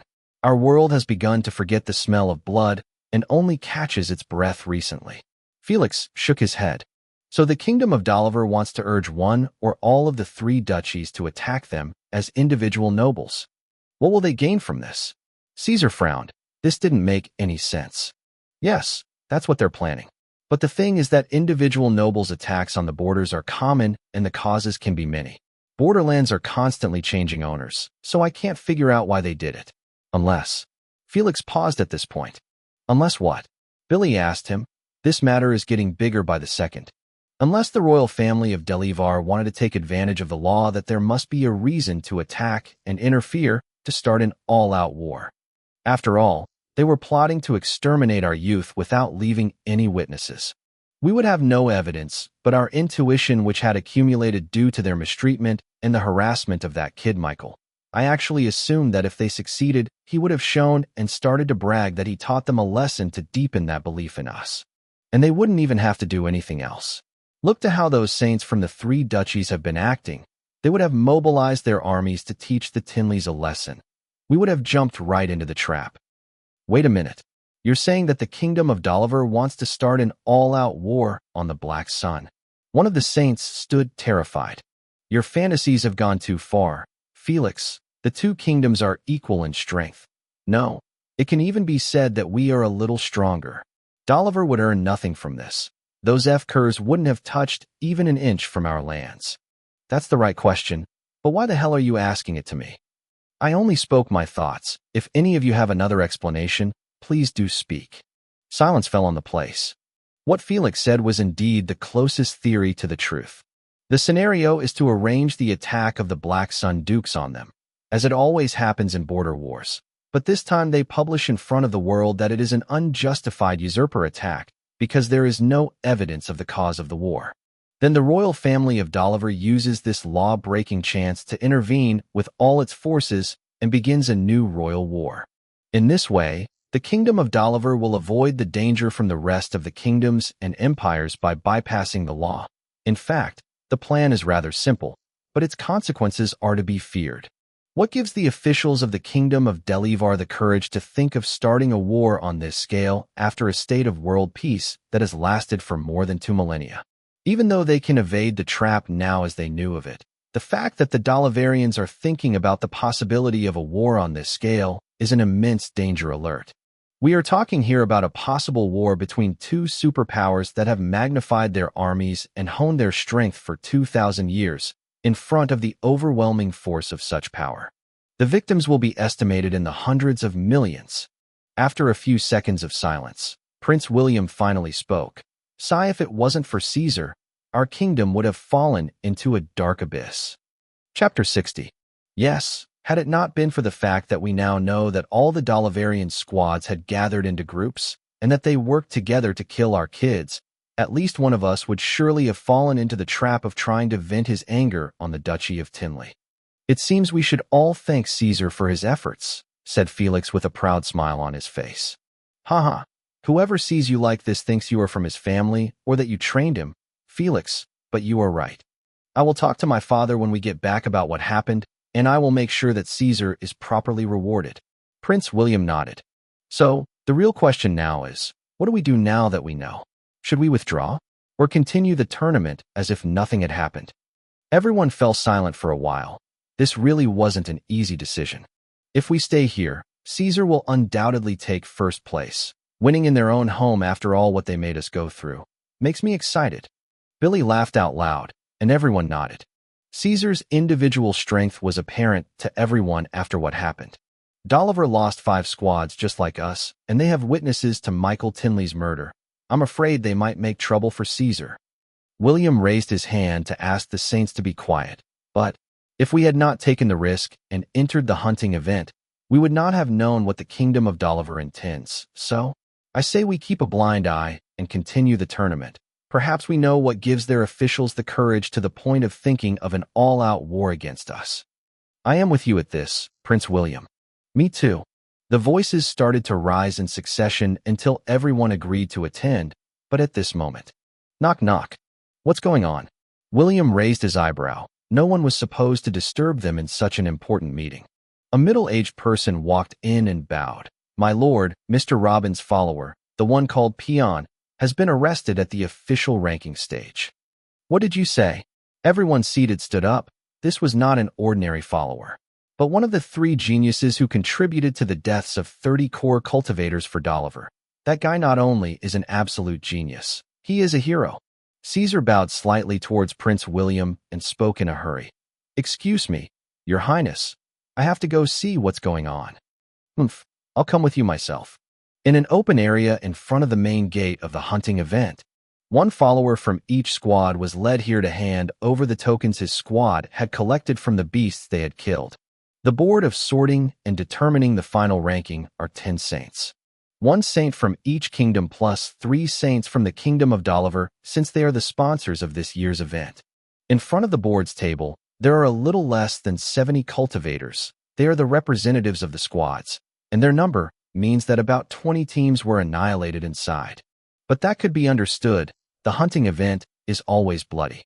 The strange thing was that there was one person tied to a pole in the middle of the wide area, his chest slightly hollowed in and blood dripping from his mouth. It was Peon. The mask on his face was torn apart, showing his ripped, ugly face to everyone. Around him stands 2 saints from the kingdom of Dolliver and a few high-leveled knights. And facing them was a saint that his eyes were filled with shame and anger. He is the appointed saint from the kingdom of the Black Sun in the ranking board. He didn't know who Peon actually is or what is his abilities. He just knew that what is happening now was a direct slap on his face. "You are going too far." Still sitting at the board's table, a saint spoke. "Humph. This thief should be punished for cheating. He was the strongest of the 3 Dalivarian saints here." "A thief? And what exactly did he steal?" A voice came from afar that made everyone look in its direction. After a moment, about 20 shadows arrived. With a quick look, it turned out that most of them were saints. "William." The face of the seated saint frowned and rose to his feet. "You call me Your Highness, Prince William," the prince shouted, and with a look, he determined the location and condition of Peon, and his face fiddled even more. "Untie him." A few saints from the Black Sun moved from behind the prince and headed towards Peon directly. The Dalivarian saint hit the table in anger when he saw this. "Willie, Your Highness, Prince William, what are you doing?" Did you forget where you are? William turned to face that saint again with a look of disgust. I know exactly where I am, in a kingdom that doesn't know how to treat its guests. What did Peon do to deserve this? That brat came up with tokens from 36 different beasts, including one at the 12th level. Is it logical that a squad of 3 and all of them at the 9th level can make such a harvest? Especially with that one-handed, ugly bastard. The saint shouted and pointed towards Peon, trying to overturn the opinion of the saints from the rest of the kingdoms to his side. 36 tokens, including one level 12. This quantity blew the minds of the saints and the geniuses of the Black Sun Kingdom. If it was before then, they too would question Caesar and would even punish him for trashing their kingdom's reputation. But now that they know his and his followers' strength, they all unconsciously took another glimpse at Caesar and Peon. That's right, Prince William. This doesn't make any sense. The first in ranking so far has collected 19 tokens. A saint from another kingdom spoke this time. And what do you suggest then? Do you say that Caesar and his followers stole tokens from the rest of the squads? Then I will accept the sincerity of those present. Fellow saints, do you have reports that there was a theft of your squads? Billy shouted and pointed at the saints of the rest of the kingdoms at the board table. I have a report that that brat stole from one of my Delavarian kingdom's squads. So it's a single accusation? I say he didn't do it. My word before yours. Let me see who will establish his will today. I said untie him. Clear whoever stands in your way. Prince William's aura began to emerge. The aura of a saint at level 30 was nothing easy for anyone. You are doing this for what? He's just a handicapped slave, for God's sake. The two saints of Doliver wanted to resist, but to no avail. There was no one here who could resist Prince William Aura, regardless of his great team of saints. No one expected that a mere slave would bring all of these saints to defend him. William, I hope you know what you're doing. The investigations into the murders of the Doliver Kingdom squads inside are not over yet. If you have anything to do with it, we'll take revenge for what happened today. The young Prince Alfred took 2 steps forward. Do you mean the murder of Michael Tinley? Caesar did not touch him. He did not move a single step towards him when he died. There were many eyes fixed on Caesar when Michael and his followers were killed, and they all saw us coming from afar after that. I challenge them to come and swear by the heavens that our kingdom's squads have anything to do with this. Your Prince Henry himself said in front of us all that their gathering was due to an individual grudge, and that grudge ended with Michael's unclear death, and that it has nothing to do with us. Do you want to use this excuse to take the first place away from Caesar? Don't tell me your sissy prince intends to go back on his words. You dare. Don't say the name of our venerable prince on your dirty tongue. Boy. Anger overwhelmed a Dolavarian saint, who took a few steps toward Prince Alfred. He wanted to discipline the little prince as an elder, but on his way he found 3 saints from the kingdom of the Black Sun. One of them raised his hands and put heavily on the Dolavarian saint's shoulder. I advise you to go back to where you came from if you want to keep your whole body intact. The atmosphere became suffocating. The killing intent was so intense that it almost turned tangible. At any moment a massacre might erupt here. Chapter 61. The atmosphere was getting heavier with every second. The Dolavarian saint who had the illusion he could slap Prince Alfred because of the home advantage was scared silly. He could tell from their eyes that they were serious. If he makes more reckless, they would attack. Not only the 3 in front of him. The eyes of every single one from the Black Sun was flashing with anger and killing intent. All of this because of a mere slave? What is wrong with these people? No one from Doliver could understand what is going on, but they understood one thing very clearly: the value of life. So the saint who was going for Prince Alfred took a few steps back, and the other one who was close to Peon retreated far away with a jump. Under everyone's eyes, 2 saints from the kingdom of the Black Sun stepped forward and untied Peon. Then Caesar came with Theo quickly as well and supported Peon before he fell due to his injuries and excessive exhaustion. Prince William stared at the 3 young men, these heroes who had warned the kingdom of a colossal trap. But his face soon twisted when he saw the condition of Peon after he got untied, and turned back to look at the head of the saints of the kingdom of Doliver. Pray to the heavens that these injuries wouldn't affect his future cultivation or leave any kind of disability, or else I will consider what to happen to him as a personal grudge against I, William Marley. You. Don't try to manipulate and change right and evil. These three are criminals. The number of tokens with him is enough as evidence. This time Caesar looked at him and shouted, "Go ask your prince whether I, Caesar, am strong enough to collect these tokens myself or not. Or tell you what, no need for that. Give me whatever rank you want. I'll meet you, prince, at the arena in the next event and show everyone how strong I am and that all that has been collected I have gathered with my own effort." Humph, who said you'd qualify for the next round? You stole the tokens, and by the law, you and your squad should be thrown in jail. One of the saints of Delivar pointed at Caesar and yelled. The saints and followers of the rest of the kingdoms did not say a word, but were silent and remained standing on the side watching this amusing play. Enough. Hear me out. Whatever your name is, we can condone some trophies being discounted from Caesar's team as long as he's in the final event. But if there's no hard evidence that these tokens were stolen, don't you dare take him out of the competition, understand? A terrible oppressive force emerged from Prince William that overwhelmed everyone present. Then he turned around. Let's go. William did not wait for anyone's reaction and immediately left with the rest, leaving the square in complete silence. No one expected what had happened, especially saints of Delivar. They just wanted to keep up oppressing the Black Sun guys like the others, so they picked up a slave of the son of an earl to make an example of, just a nobody, and his master, his only a nobody. Logic says that his master would have come to protest a little and try to clear his name, and they would bully him some more before they frame him with 1 or 2 charges, and perhaps tie him next to his slave before throwing the 2 at jail. Who would have thought they would provoke such a reaction? No one thought that for the sake of this slave would move so many saints, and even the prince closest to the throne threatened to make it a personal grudge. Someone tell His Highness of what happened here. The leading saint of Delivar shouted, then took a deep breath and fought to bring back a smile on his face, then declared, "Let's continue the sorting and ranking process, gentlemen." Meanwhile, inside a closed hall in the royal palace of the Dolev family, a large number of saints and senior politicians of the kingdom are gathered, and in the center of the hall stands the geniuses participating in the hunting event from the kingdom of Doliver, especially Prince Henry, standing right in the middle, talking incessantly about his experience at the hunting event. After a while, "That's all." "What do you mean by that's all, Your Highness? You haven't said a reason yet for letting my son die while he was in your care." An angry voice came from someone whose face had a very ugly smile. He was Duke Titus Tinley, the patriarch of the Tinley family. He personally came to the capital because the burden of launching the next war would heavily fall on his shoulder, as he controlled the border with the Black Sun. This kind of high-level planning can only be done face-to-face, but everything is turned upside down. His beloved son is dead. He died a horrific death by burning alive and then beheading. 3 whole other squads were just a few steps away from him, and yet no one saw what happened to him. "I'm really sorry, Uncle Tinley. We really didn't see him.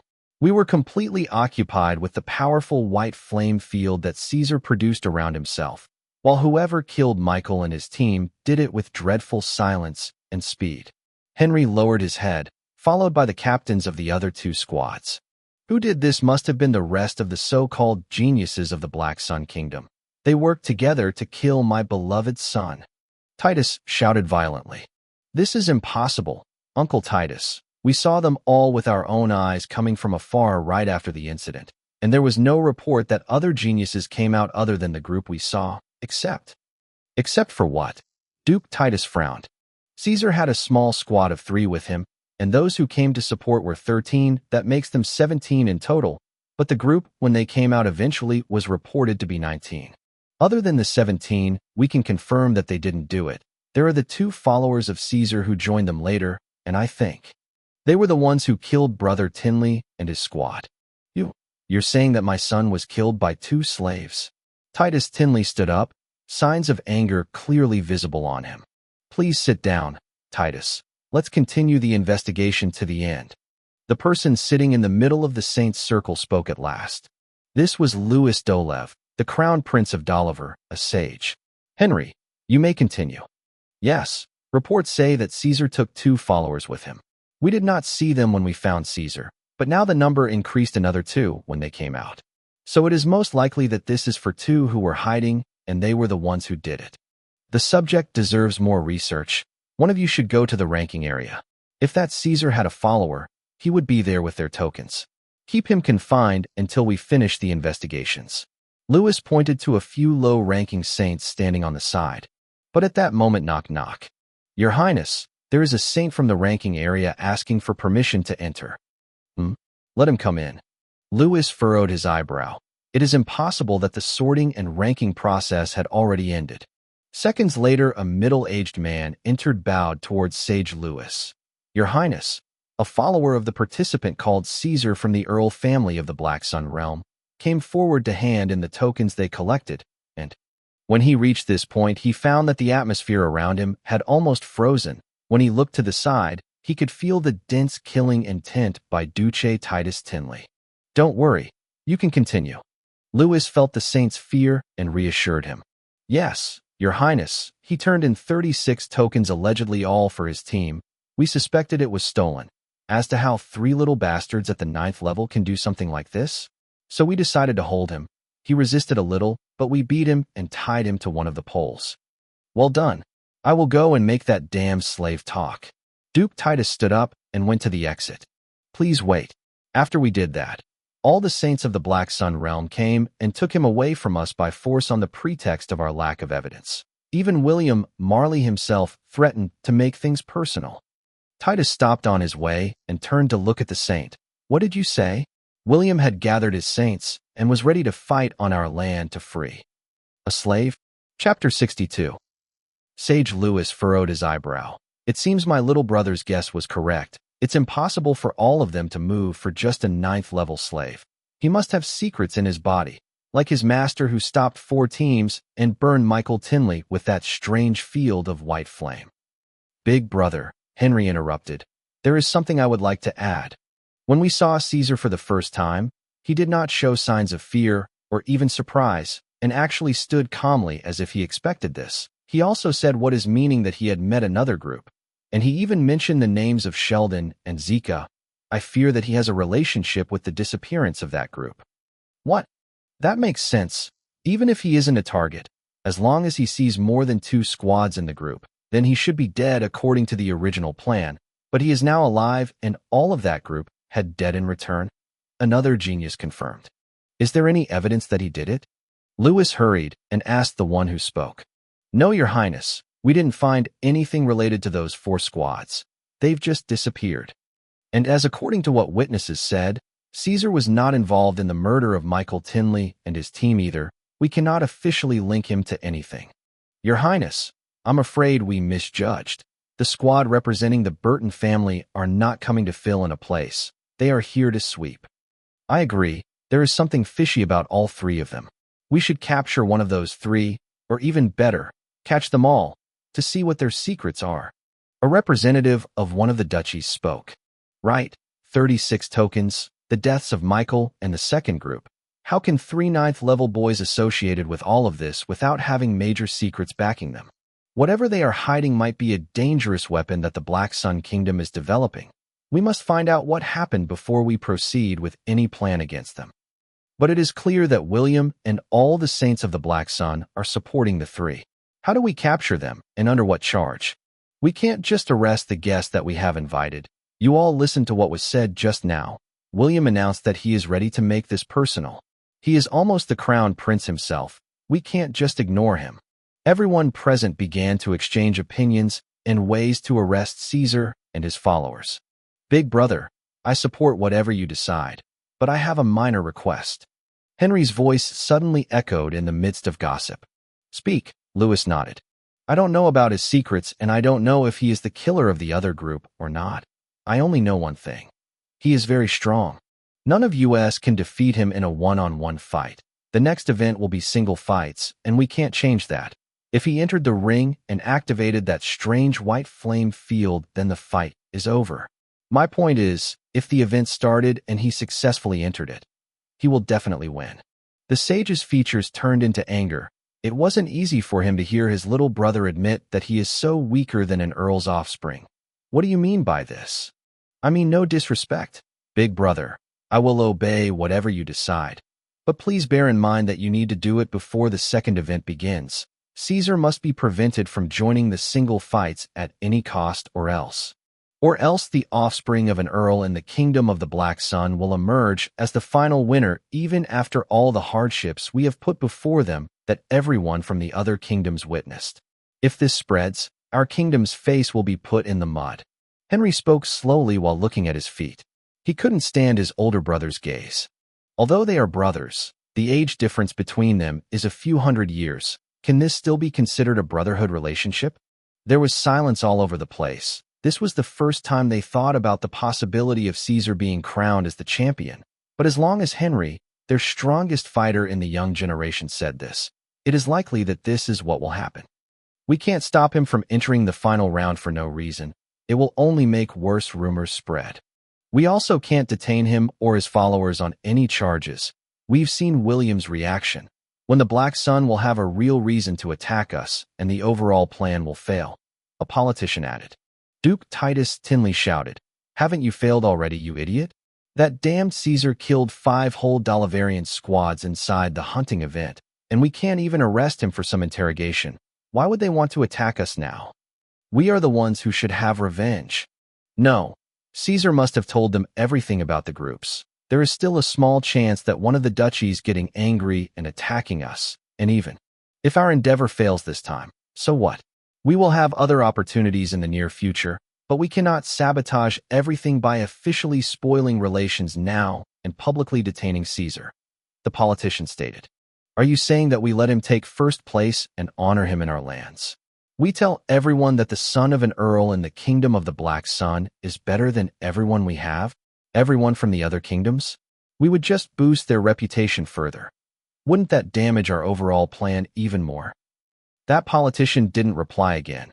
He was convinced completely by the Duke. They can't boost the enemy's morale in any way. He sat down again, trying to figure out the best possible solution.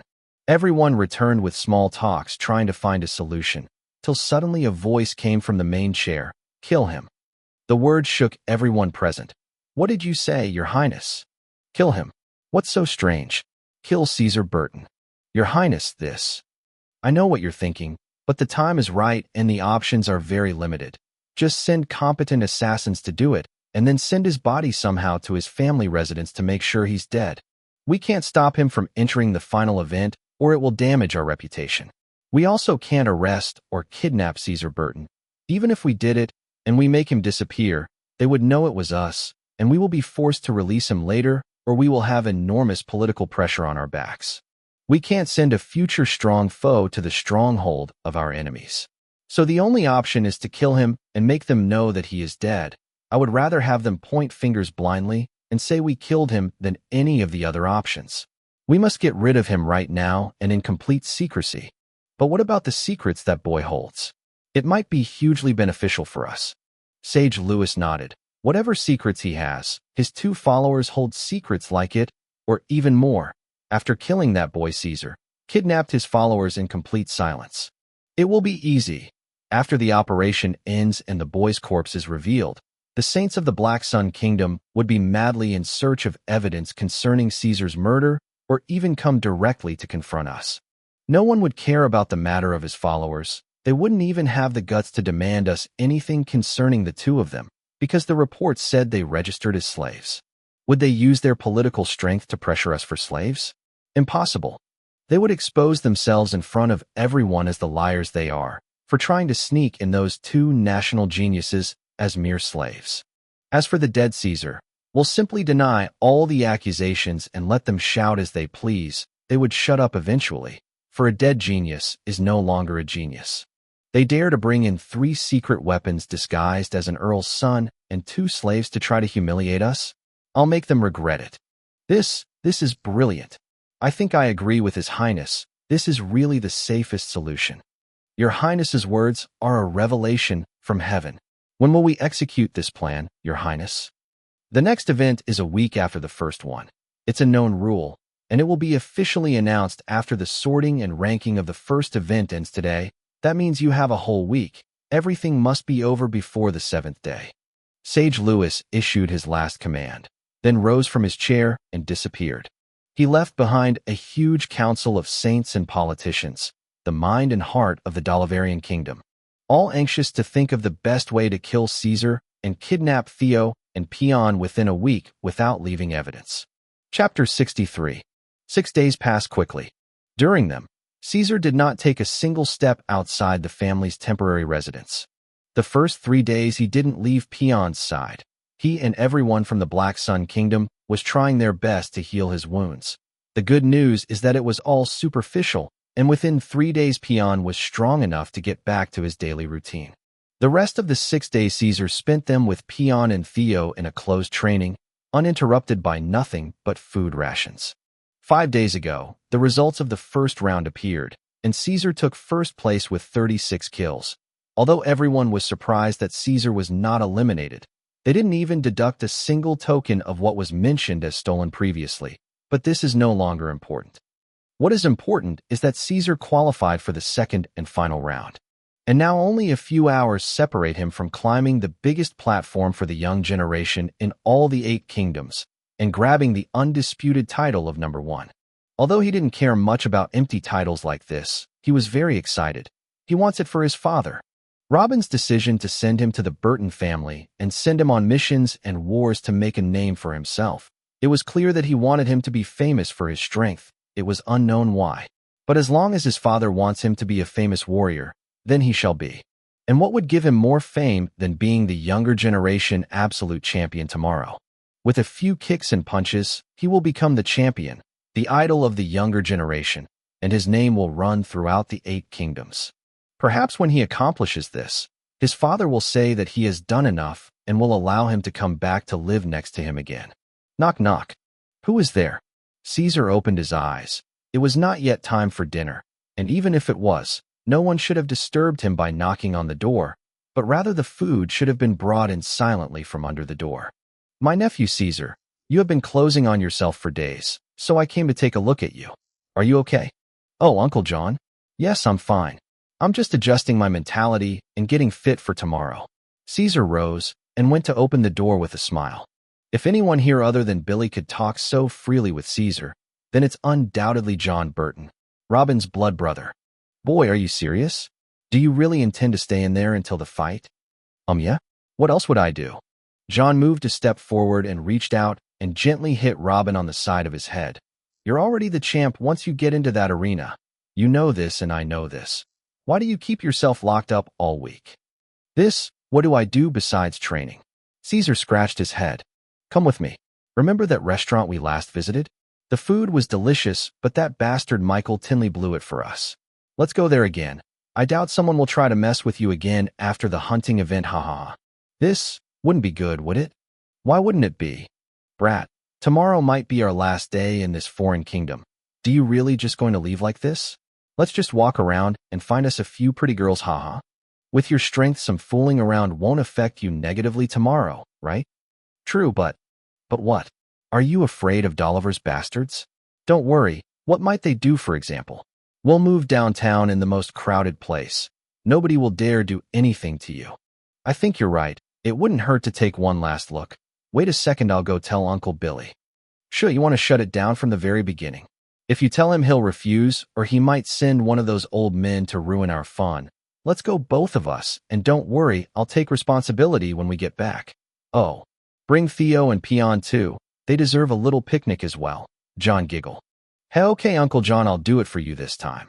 But you'll have to moderate for my sack if I ever pissed off my father, haha. After exchanging a few jokes and little laughs, Caesar went to the 2 rooms next to him to summon Peon and Theo. Then the 4 left in silence. The streets are still as crowded as they were before. No, even more. It's on the eve of the end of the tournament. Almost all the visitors from the other kingdoms were in the streets to fill their eyes of this foreign country before returning to their homes. Every 10 years the tournament takes place in a different kingdom. As such, the tournament will return here 80 years later. That was a long time. Most of those present this time might not be able to return. Not just for Dolliver. Who knows when they will have another chance to leave their own kingdoms for anywhere else. The festive atmosphere, the pretty girls, and the cheerful laughter of the children made even Theo raise his lips a little and form a smile. What do you think, Caesar? You would have missed all this while sitting alone in your cramped room, huh? The atmosphere is really refreshing. This was the first time he saw a festival of this size, and the participants in it from all kingdoms, With different cultures, costumes, and even different walks, everything was a pleasure for the eyes. The four of them walked for about 2 hours in the streets trying different games and sweets. Time flew by so fast, and no one noticed where they are until at last Peon stood still and looked around, then spoke. Young master, we are approaching the gate of the capital. Time to correct our direction. Oh, you're right. We've gone a long way. It's better we get back to the residence. But let's take another route to see what's left of the festival, replied Caesar with a smile after a quick scan to his surroundings. He is indeed having the time of his life. At this moment suddenly appeared a shadow dressed in black and stood in the way of Caesar and his company. Before Caesar could ask who he was, he felt tremendous pressure on his head. This pressure was coming from 5 different people, and all 5 were saints. The masked man who blocked their path, who happens to also be the strongest among the 5, took 2 steps forward. Caesar Burton, don't be afraid. We want to exchange a few words with you. Come with us. After we tell you what we have, we'll leave immediately. Say what you have here. Caesar mustered his strength to say those words, but he knew full well that he couldn't scream even if he wanted to. The pressure on him was just too great. No, it has to be in a private place. Come to the woods outside the city and we'll talk. You can feel the rest of my comrades, right? Don't worry, we don't intend to kill you. If we did, we would do it now and escape. Do you think the 4 of you can survive any attack from one of us? Caesar knew very well that escaping was impossible. If one of the 5 saints wanted to kill them, they would be considered dead, but he knew damn well that these guys weren't here for anything good. There are surely other reasons they want to take them outside for it. Maybe to imprison them or torture them to try to extract their techniques. No matter how it is, they wouldn't end up with a good ending. At this moment, John grabbed Caesar's sleeve in a hurry, then spoke in a fearful voice. Please agree. They may be honest and leave us after they've finished what they want to say. Who knows? Maybe it will benefit us somehow.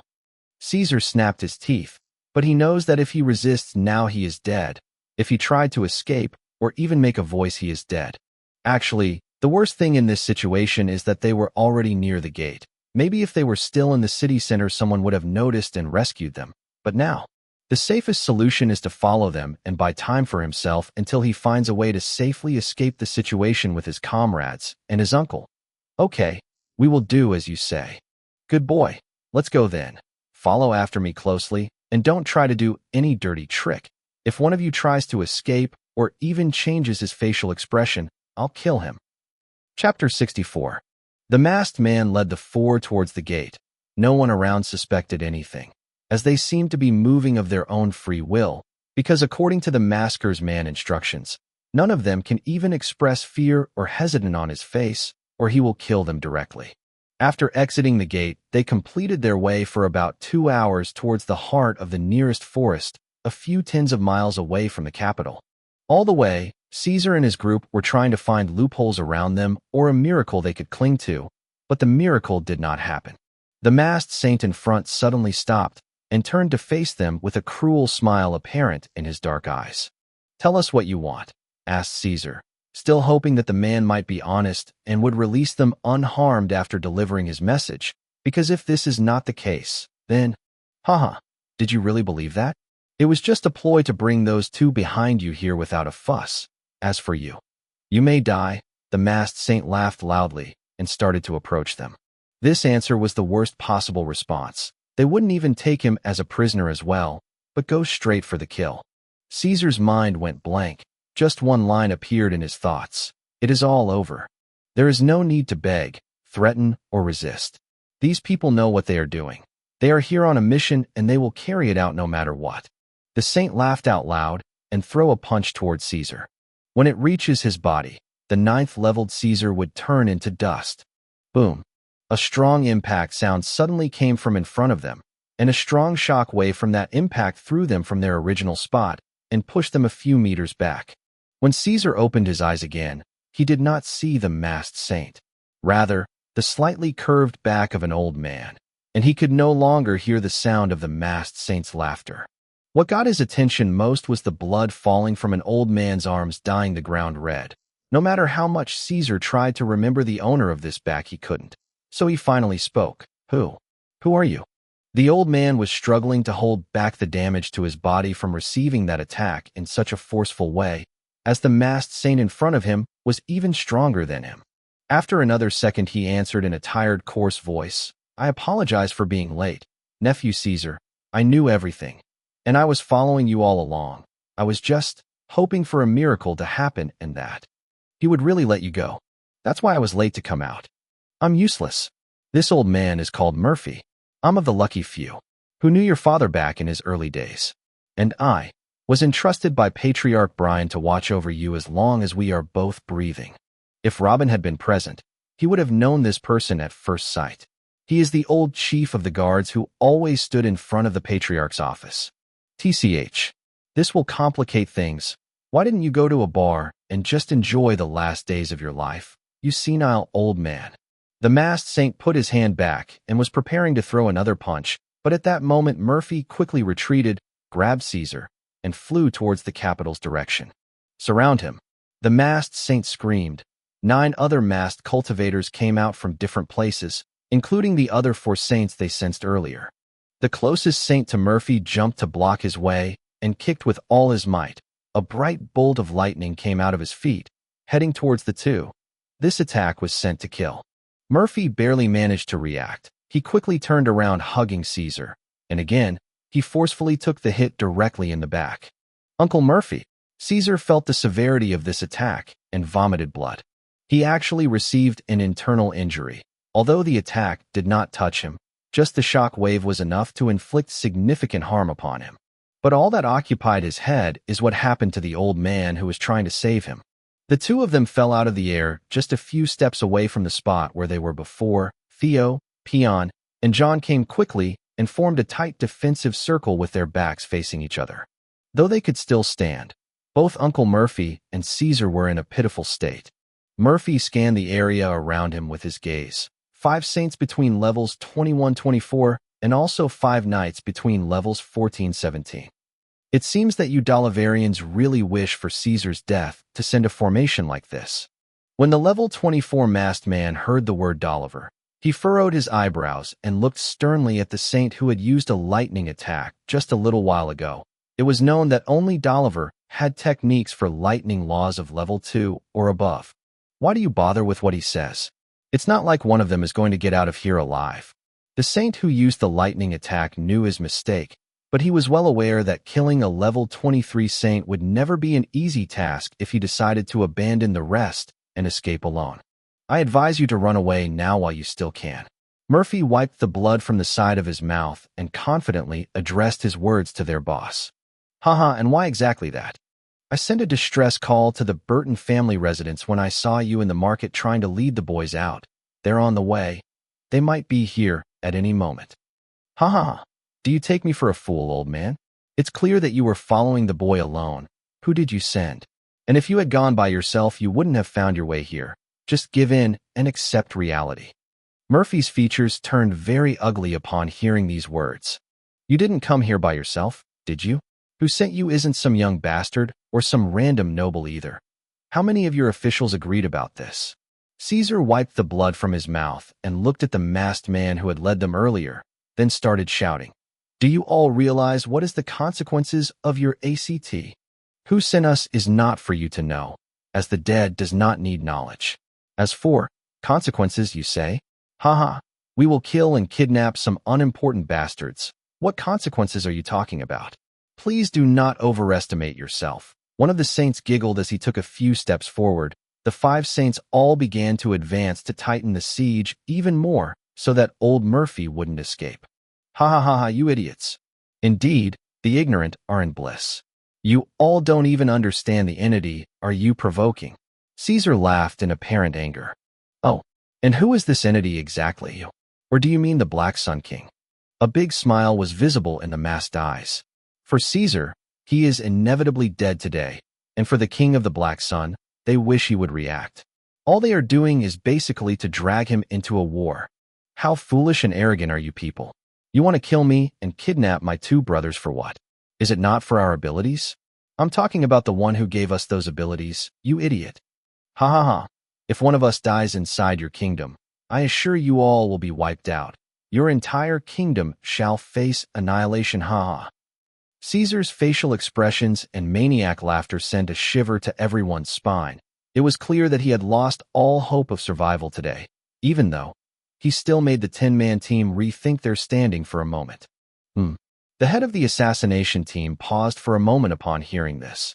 Actually, Prince Henry's and the rest of his companions' tales of this boy's strength were already supporting the theory that there is a major secret hiding inside his body. If it was some reclusive top sage who chose and passed him this secret. But he quickly removed that thought from his head. Sage Lewis and the upper icons have surely considered this and issued the attack anyway. Plus, they have already attacked, and their identities as Dalivarians were already revealed. There was no turning back now. So he gestured at the other 4 saints, and they started moving together to kill Caesar and the old man at the same time. This time, there is no way to avoid the collision. Chapter 65. 4 saints attacking from the 4 directions and at close range, while a 5th saint standing aside, overseeing everything to make sure nothing goes wrong. This was the definition of death. When these attacks come down on Murphy and Caesar, they will surely be dead without the slightest doubt. But just as the 4 saints were a few meters away from delivering their attacks, one of them let out a loud cry. "Ay!" Before anyone understood what had happened to him, another cry came from another saint, "Ay-ah," and was thrown to the side with his clothes on fire.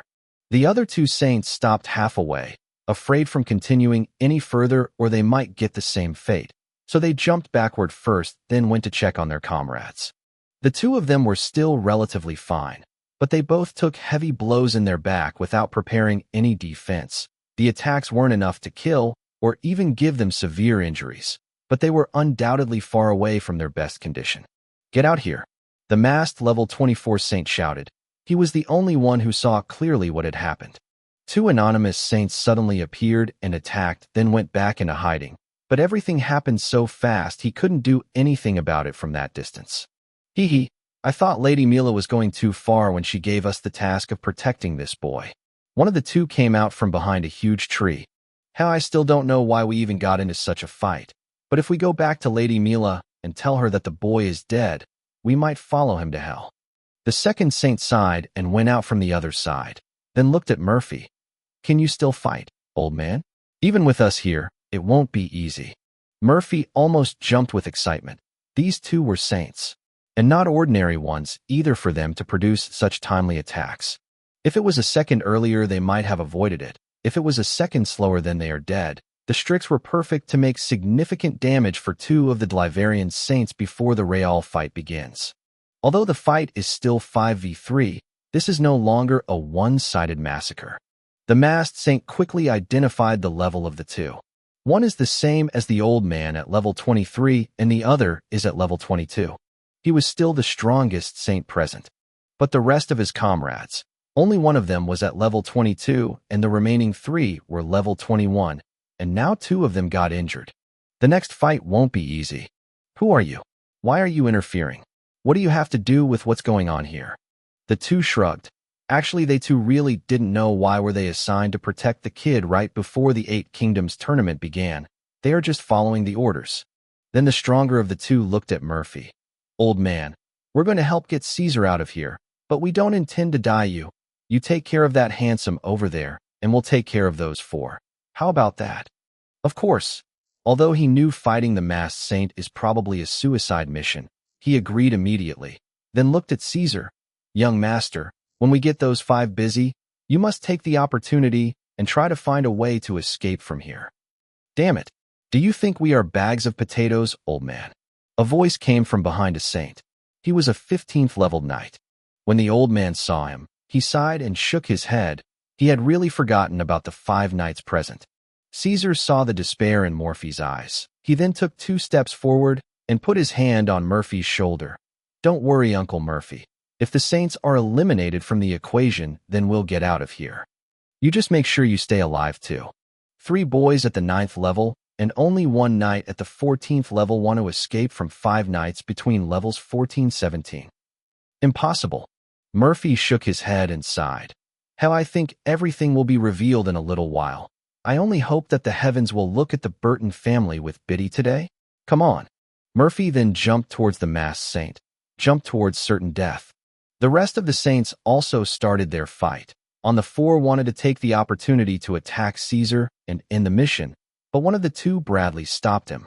Even if it was a fight of 2v4, the four Dalivarians were barely keeping up due to the difference in level and also the fact that two of them are already badly injured. If one of them diverted his attention, then he or his partner might die without knowing how. As such, their battle ragged up quickly, and none of them tried to intervene with the kids anymore. They submitted that completely to the knights. While Caesar and his company remained in their tight defensive circle, watching the knights coming towards them. "Uncle John, can you fight one of them?" Caesar asked. John looked as if he got bitten by a sea cobra. He quickly replied, "Who do you think I am? I generally do some office work of the elders. How can I stand against those professional assassins?" "I thought so. Anyway, these people are here for me. Theo and Peon. I don't think they will attack you if you stay where you are while we try to escape. This will be in your best interest. This will be a temporary farewell. Take care of yourself, uncle." "What? No. No. Don't leave me alone here. Tell me, what are you going to do? Take me with you."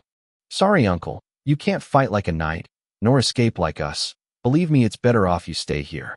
Let's go." After finishing the sentence, Caesar took out a talisman with a black circle drawn on it from his clothes. Peon understood what Caesar was going to do and imitated him. Then they both activated the seal at the same moment, followed by Theo activating his perfect invisibility feature as well. The three suddenly disappeared before everyone's eyes. "What's going on?" The smile on the face of the level 15 knight quickly turned in puzzlement. The only level 17 knight among them shouted suddenly and pointed towards the south. "There. I don't know how they did it, but even I can only find out where they are by activating my spiritual senses to the fullest. Follow me." Caesar looked behind him. That knight was pointing straight towards him. Among Theo, who had mastered this path, and Peon, who had the tremendous wind speed, he was still the most vulnerable target. But as he again looked in front of him and tried to increase his speed, he heard a cry coming from behind. "AH!"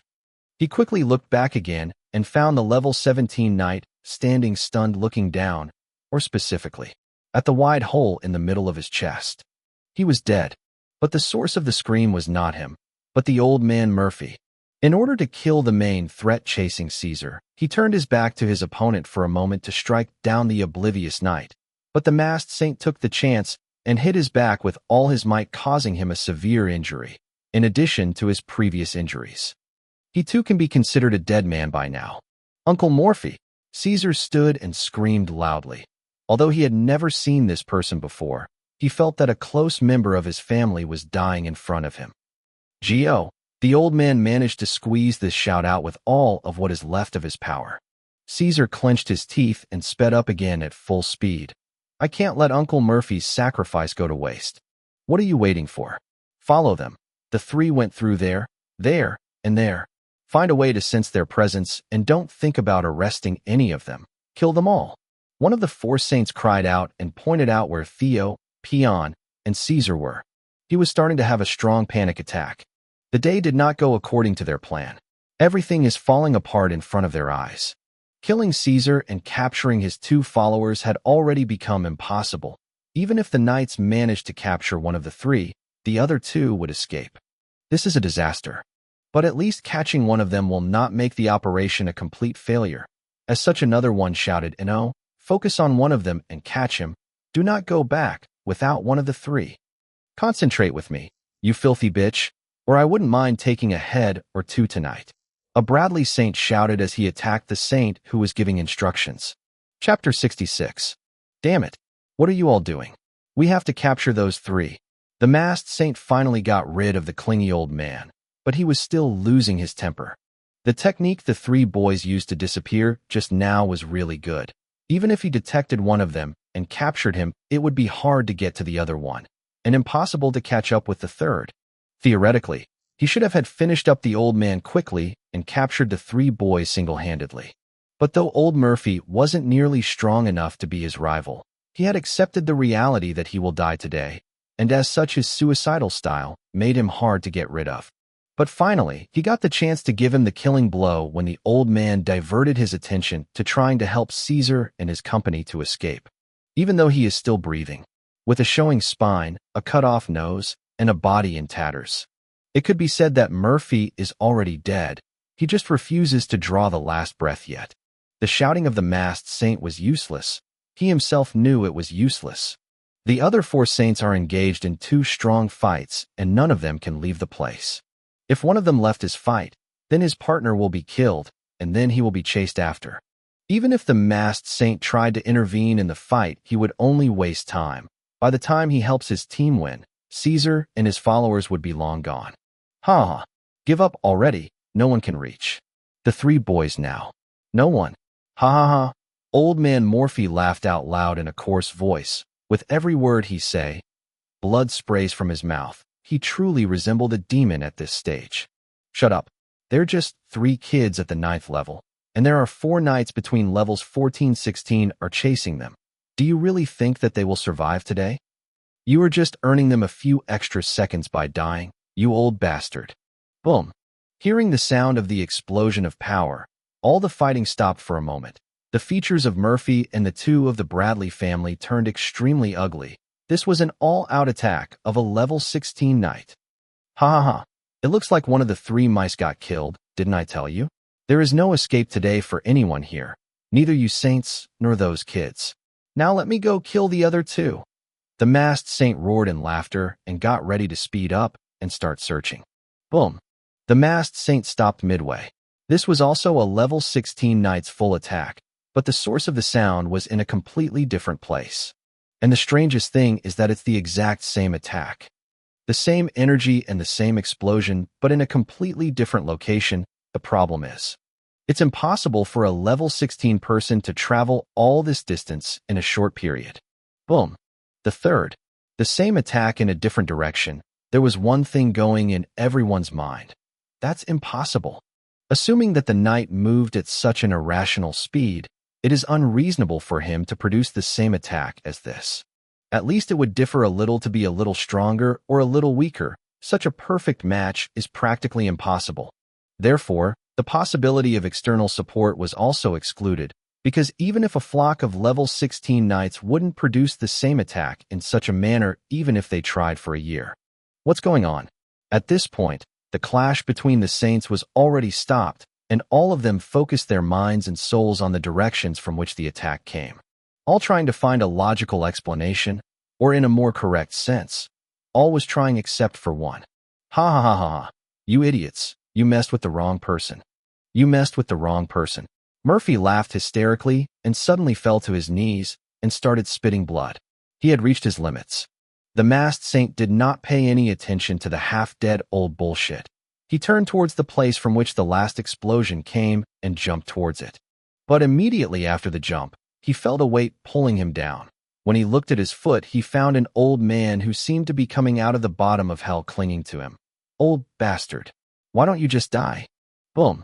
A 4th explosion exploded near the scene of explosion number 2, which made everyone go even more crazy. The masked saint continued hitting Murphy in the face, and the rest of the 4 saints continued trying to smuggle one of them towards the explosions. But to no avail. It's been a full minute since the last explosion. Nothing else was heard after that, and none of the knights who had left returned. And old man Murphy finally died. When the masked saint finally smashed his skull, he headed straight for the nearest explosion site, while the other 6 saints tactically halted their fight about half-minute ago already. After all, none can kill the other side. It resulted in nothing more than exhausting themselves. After the masked saint left, a Bradley family saint looked at the other. Let's go. Where to? None of you will move today. One of the 4 Dalivarian saints panicked. You can fight us as equals because of your numbers, but if we try to escape, we are much faster individually. Maybe if your boss was here, you would catch one of us, but now?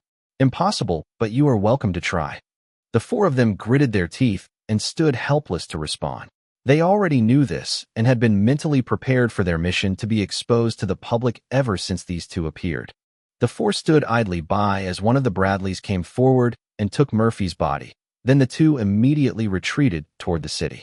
Wait for me. Don't leave me here. Jean let out a terrified cry, then started jumping behind the 2 saints. The 4 Dalivarian saints exchanged looks, and the strongest of them shook his head. Then they immediately headed towards their boss's location to help the search for the three secret weapons of the Black Sun Kingdom. They must be killed or captured at any cost to have their power source investigated. They are far more valuable than a few random saints from the Black Sun Kingdom. But when they got to their boss's side, they found what they were afraid of, the body of the level 15 knight, missing a head.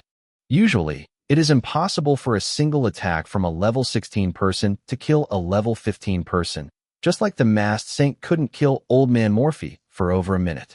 But according to the scene in front of them, the one attack hit the knight at the lower area of the back of his head, a deadly and unprotected spot. In normal conditions, it is impossible to reach this spot during a fight if the strength gap isn't great, not even in a surprise attack. Gather me the rest of the bodies of those clowns. The anger of the masked saint was evident in every word he said, although he did not know for certain what happened in the rest of the locations of the explosions. The sample in front of him is enough to give him an idea. Whatever happened, it did not end well for them. Big brother, isn't it the first time we look for the 3 targets? What targets, huh? What targets?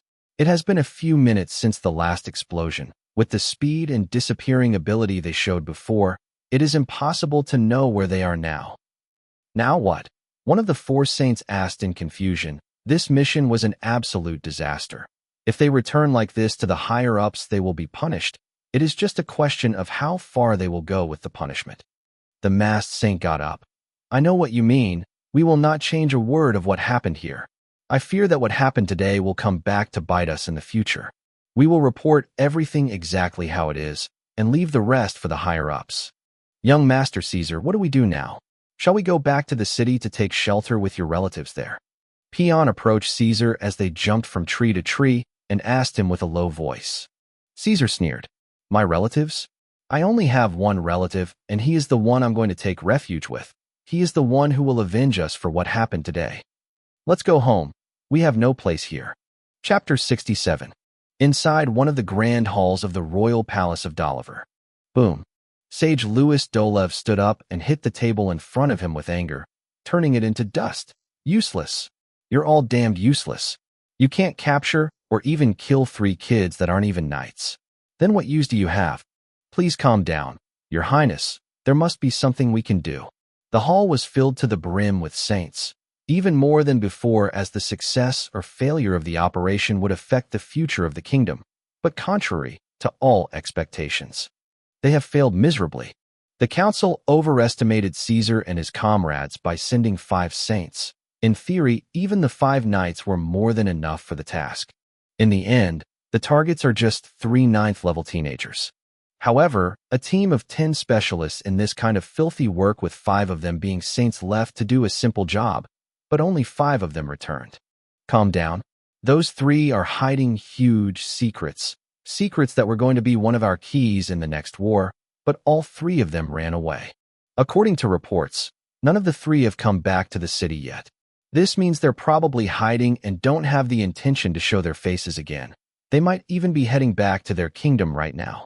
We have lost our only chance to get rid of them. And you tell me to calm down. One of the 5 saints who was kneeling on the ground.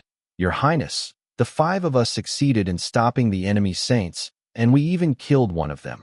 The 5 knights were supposed to complete the rest of the task. How do we know that they are so useless? Shut up. Louis moved his hand in the air, and a slap fell on the saint's face, almost killing him. You dare brag about killing a damned old man while the plan failed and the whole plan got exposed. My reports say that all the families of the Black Sun in the capital are agitated after the return of the 2 saints who escaped from you with the corpse of that old saint from the Burton family. Their Prince William leads them himself to protest, and they demand an explanation of what happened. Our reputation is getting trashed right now in the streets. What should I tell them? Tell me, how should I cover up your mess? A saint sitting slightly far away spoke with a smirk. Don't worry, Your Highness. It's just an empty hustle. They won't dare do anything as long as they're inside our kingdom. We can go and subdue them now. Just give us the order. Sage Louis rolled his eyes to the side towards the last speaker. What is a fool like you doing in a place like this? Get out of here and never show your face in this kind of important meeting again. Your Highness, the one who just spoke, panicked. Get out. Sage Lewis's aura exploded this time and pushed the saint who spoke to the door, breaking it. Damn it. Damn the four empires. Had it not been for their arrogance and constant interference in the affairs of the kingdoms, we would have wiped the Black Sun off the map decades ago. If not for them, would we have needed these reasons, conspiracies, and nonsense over tens of years? Sigh now, please. Only the smart ones may speak. What do we do now that the mission failed? Lewis sat back down at his chair and started rubbing his forehead. Your Highness, I don't think the mission was a complete failure. A high-ranking saint sitting next to the prince stood up, bowed, and spoke. What do you mean? Sage Lewis frowned. Please let me explain. How can 3 9th-level youths be under the protection of 3 saints? Even His Highness Prince Henry does not receive such treatment. 3 young men at the 9th level managed to kill 4 knights, including one of them at level 16. Gentlemen, has any of you heard of something like this before? I haven't, and I'm sure none of you would have even thought about this possibility before today. There is also the matter that the 3 had completely disappeared in front of everyone, with only the spiritual sense of those above level 17 being able to clearly spot them. How is this possible? According to the words of the 5 saints, what was used to kill the knights was most likely a strange, explosive weapon that can explode with a power equal to a level 16 knight's full attack, which is also something we have never heard of before. Sage Lewis narrowed his eyes. What do you want to say? Your Highness, something is going on in the Black Sun Kingdom that we don't know about yet. What happened today was a warning to us. We should wait a little longer and stop our plans for now until we realize what we are dealing with. Silence fell over the entire hall, and at last, Sage Lewis spoke again. Our allies will not like the delay anymore. We have been delaying for about 60 years now. Now that we just started raising the hostility level, we return to play nice again. I understand that fully, Your Highness. Our allies might get upset with this, but they will not like the defeat and the loss of their interests if we entered the war blindly either. They should be thankful to us that we extracted this information before it was too late. If those heavy explosive weapons and methods of disappearance suddenly appeared in a great battle between us, the consequences would have been dire. Fortunately, we have seen them now. But this also raises other questions. Why did the Black Sun Kingdom send those 3 with these incredible weapons now?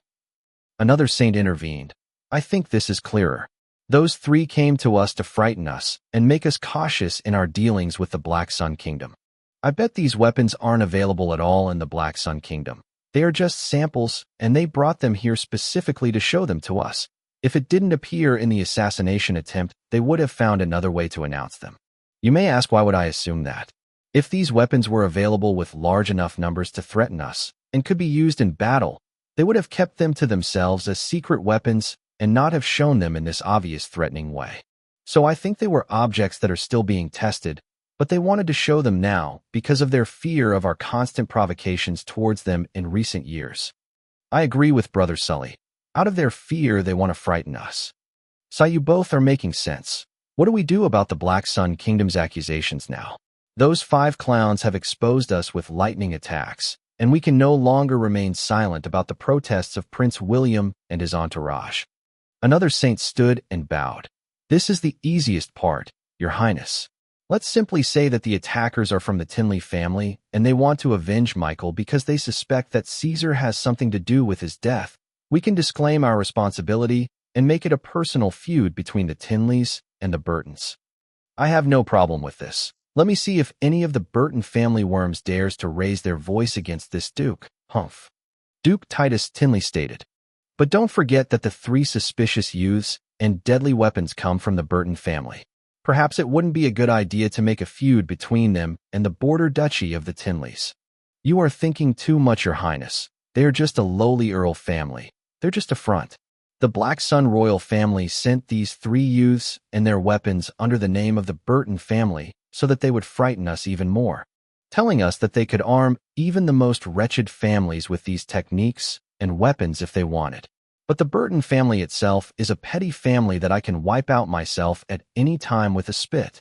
Titus replied again, completely rejecting the idea of giving any consideration to the Burton family. I'm with Duke Titus on this. The Burton family is just a cover. It would be all right to make this personal. Even the Black Sun royal family would like this solution. Louis Dolev nodded, agreed then. Go now and announce Duke Tinley's responsibility for the attack, and then send a few spies to the Black Sun Kingdom to find out what the hell is going on there. We will freeze any provocations of the Black Sun Kingdom for a few more years until we have the full picture, and also increase the border guards between us and the Black Sun Kingdom as much as possible. Try to catch these three before they leave our kingdom. Yes. Chapter 68. 3 weeks after the meeting of Sage Lewis and the Saints. Inside the Bradley Military Institution, House 208. After Robin's little talk with Zara, his life returned to normal somehow. He decided to help her research a good law for her. He stopped his cultivation and went back to the awesome world of researching, and soon got himself busy entering retreats in his room. The only difference this time was that he did not need to isolate himself for months. He used to go out every few days to breathe fresh air and look around at the trees and all sorts of living creatures. Making a cultivation technique was never easy, and it is not easy now, especially that at the same time, he tries to find ways to strengthen his and Zara's soul power even more in order to increase their production of talismans. As every day, he gets nearer to the truth that the talismans are mostly based on the soul power alone, and that must be a way to strengthen it without needing to break through in the cultivation system. And today is as good as always, where Robin was in the living room watching Zara drawing a fire talisman, trying to get ideas about the soul powers. But today their daily routine got interrupted by a shout from the outside. "Robin, may I come in?" Robin took a second to reorganize his thoughts and answered after acknowledging the voice. "Billy? Haha, come on in. What are you doing here, brother? I thought you were going to be gone for a bit longer." Robin rose from his place and moved to greet his old friend with a big smile. But Billy did not return the smile. His features seemed very heavy and filled with sadness. Then he fell to his knees. As soon as this happened, Robin knew something was wrong and stopped midway. He didn't even try to lift Billy to his feet. He then asked with a heavy voice, "What happened? Where's Caesar?" I'm sorry. I failed your trust and could not fulfill my promise." A rare tear fell from Billy to the ground. Robin quickly took a few steps and grabbed Billy's collar. "What did you do, Billy? Where is Caesar? Where is my boy?" "I don't know." Billy closed his eyes, unable to look into Robin's face. "What do you mean, I don't know? Is he alive or not?" "I don't know. There was an attack and a huge battle between 8 saints when it ended. Caesar, Peon, and Theo had all gone missing, and they had totally disappeared since then." "What do you mean by disappear? Why would a battle of this size happen in a damn juniors tournament? And what did Caesar have to do with it?" Robin's fist got tighter. "Allow me to explain to you from the beginning. It all began when Caesar and your blood brother John went to a restaurant. Then Billy recalled everything that happened at the hunting event according to Caesar's story, and then recited the rest according to the Bradley Saints narration. That is it. That all that we know after the 2 Bradleys left with Uncle Morphy cops. We have no idea what happened to the 3 kids. They have just vanished. We fear that the Dallavarian Saints have captured them afterward." Robin was silent until Billy finished saying everything. He then let Billy's collar and went to sit on the couch beside Zara, who was still crying over her brother, leaving Billy still kneeling. "Uncle Murphy was a good man. He was one of the few who treated me purely in the family. He just loved the fact that I bear the Burton's name and didn't want anything else. I didn't even know he was a saint. You must take good care of those close to him. And I must also thank that girl Mila. I requested her to send a saint to protect Caesar, and she actually sent 2. If not for her decision, the 3 boys would have been killed." Billy was expected every single reaction before he came here, screaming, threatening, and even swearing to cut ties with the Burton family. But Robin's calm words and logical analysis made Billy even more afraid. "Robin, it's normal to be shocked. If you want to cry, then cry. And if you're angry, then scream. If you want to hit someone, come hit me. I will bear everything. Just please do not bear the family the responsibility for what happened. It was my responsibility alone." Robin raised his eyebrows. "I hold you responsible for what? As long as the 3 are alive, then everything is fine." Alive? But they did not return to us. We sent many people to search in the woods, but we didn't find a trace. I'm afraid they're alive. Those 4 explosions are talismans I gave them. And didn't the Bradleys say they managed to hold the Saints for more than a minute after the last explosion?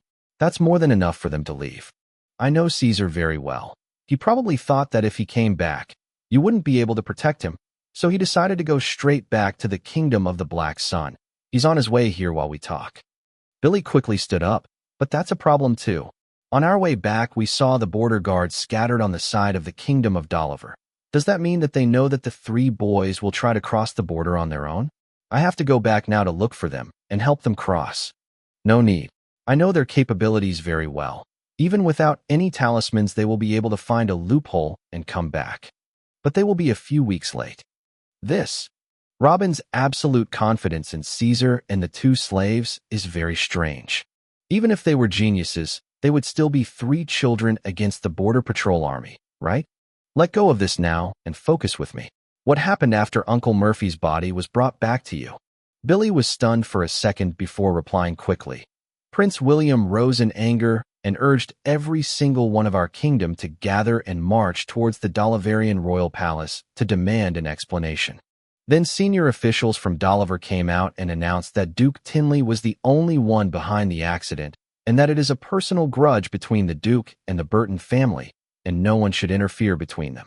But His Highness the Prince was not convinced by their words and issued orders to withdraw all our expeditions and return immediately in protest of what happened, and everyone obeyed him. None of the Black Sun Kingdom participated in the last event of the tournament. And atop of that, before we go, he ordered us to spread unofficial rumors to the expeditions of the rest of the kingdoms and to the Dolliverian capital as a whole that the kingdom of Dolliver wanted to kill Caesar inside the hunting event, and they failed. So he responded by killing 5 entire squads of them. And they are now trying to make up for their mistake by assassinating him by a team of saints before individual confrontations, in which they also failed and killed an old saint instead. The story took the entire capital by a storm. No one even bothered with the tournament anymore, to everyone. The mystery Caesar was already the winner. Robin raised his eyebrows and talked in a low voice. He put the kingdom of Dolliver in an awkward position by mass withdrawal, and then put them in a weak position by having failed to assassinate Caesar twice? What a character this Prince William is. I'd love to meet him one day. Billy nodded. He's really a genius. We should expect that from someone vying for the king's throne. Brother, what do we do now? A cruel smile appeared on Robin's face. They wanted to kill my son twice. They even hit my peon and humiliated him in front of hundreds of people. What do you think I'll do? Robin, I don't like what you're saying. The one who took responsibility for the attack is a duke from another kingdom. A duke? And what if it's a duke? These talismans have to be tested on someone eventually, or else why did I make them in the first place? To decorate your room? If not used now, then what am I tiring myself for? My kid is wrestling dangers right now to preserve his life. If it was a fair fight he lost, I wouldn't have interfered, but a kingdom bullying him? They need my permission first. They want it to be a personal feud between the Duchy of Tinley and the Burton family, with no one intervening. Let's see if they can bear the consequences of their choice. Chapter 69. Billy stood there dumbfounded. Every time he opens his mouth to say something, he ended up closing it again. There is no response. Robin was hinting at attacking the Tinley Duchy, the most powerful duchy in Dolliver. The duchy that stopped the advance of the Black Sun Kingdom a few times over hundreds of years without losing an inch of their land. Finally, after a few seconds, Billy spoke. Robin, we lost a lot of the Burton family's troops in the campaign to reclaim our lands 10 years ago. Our standing army is exhausted and our treasury is almost empty. We can't just send them to die because you. Shoo, no need for more talk. Summon Patriarch Brian for me. I want to see him here as soon as possible. Robin, you can't act like that. It's the Patriarch. A level 25 saint. At least let me take you there. Billy, don't try to fill my head with nonsense. If he doesn't come in a week, I will make my move without him. And also, keep that John Burton in jail till I find some free time to deal with him. Robin cut short his words, then stood up and went to his room. Billy stood for a few seconds looking at Robin's room, but at last, he sighed and headed toward the Burton family lands to tell the Patriarch what had just been said. After another 3 days, the expedition of the Bradley family returned home. It turned out that Billy left the Burton expedition at the border and came at top speed to confess to Robin about what happened. A few minutes after their arrival, Mila hurriedly came to see Robin, telling him of the unfortunate incident. But his response was, I know. Soon I'll come to see your father to talk about something big. Tell him what happened so he'll have an idea of. Our words. Then he entered his room again and closed the door. After 2 more days. Hey Robin, I came to meet you as you asked. A faint voice entered Robin's ear while he was in the meditating position on his bed. He quickly opened his eyes and looked at his side, smiling. Welcome, welcome. Have you not heard of something called knocking on the door, Patriarch? Excuse me, for I'm in no mood to knock on doors when I'm forced to leave my business and blindly travel such a distance. What do you want, Robin? The Patriarch appeared with Billy behind him in Robin's room. Robin didn't reply again, but stood up, put on his cloak, then went to the door of the room. When he was about to leave, he turned to face the Patriarch and Billy. Are you coming or not? Then he made his way outside. The two of them looked at each other, then decided to follow Robin. After a few minutes of walking, Billy couldn't bear it anymore. Robin, how long are you going to drag us behind you without saying anything? Everything will be said in our meeting with Duke Galen Bradley, Robin replied as he continued his course. Galen Bradley? The name came down like a thunderbolt on the two of them. Those of the Burton family level couldn't see people like Galen and have a meeting with him. The relationship between an earl and a duke is a second or third degree subordination. Even though the Burtons are subjected to the Alton Duchy, they still have to bow down when they see someone like Galen.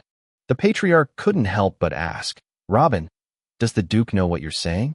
You are a nephew and a friend for us, so we tolerate your arrogance. That does not mean that someone like Duke Galen will tolerate you as well.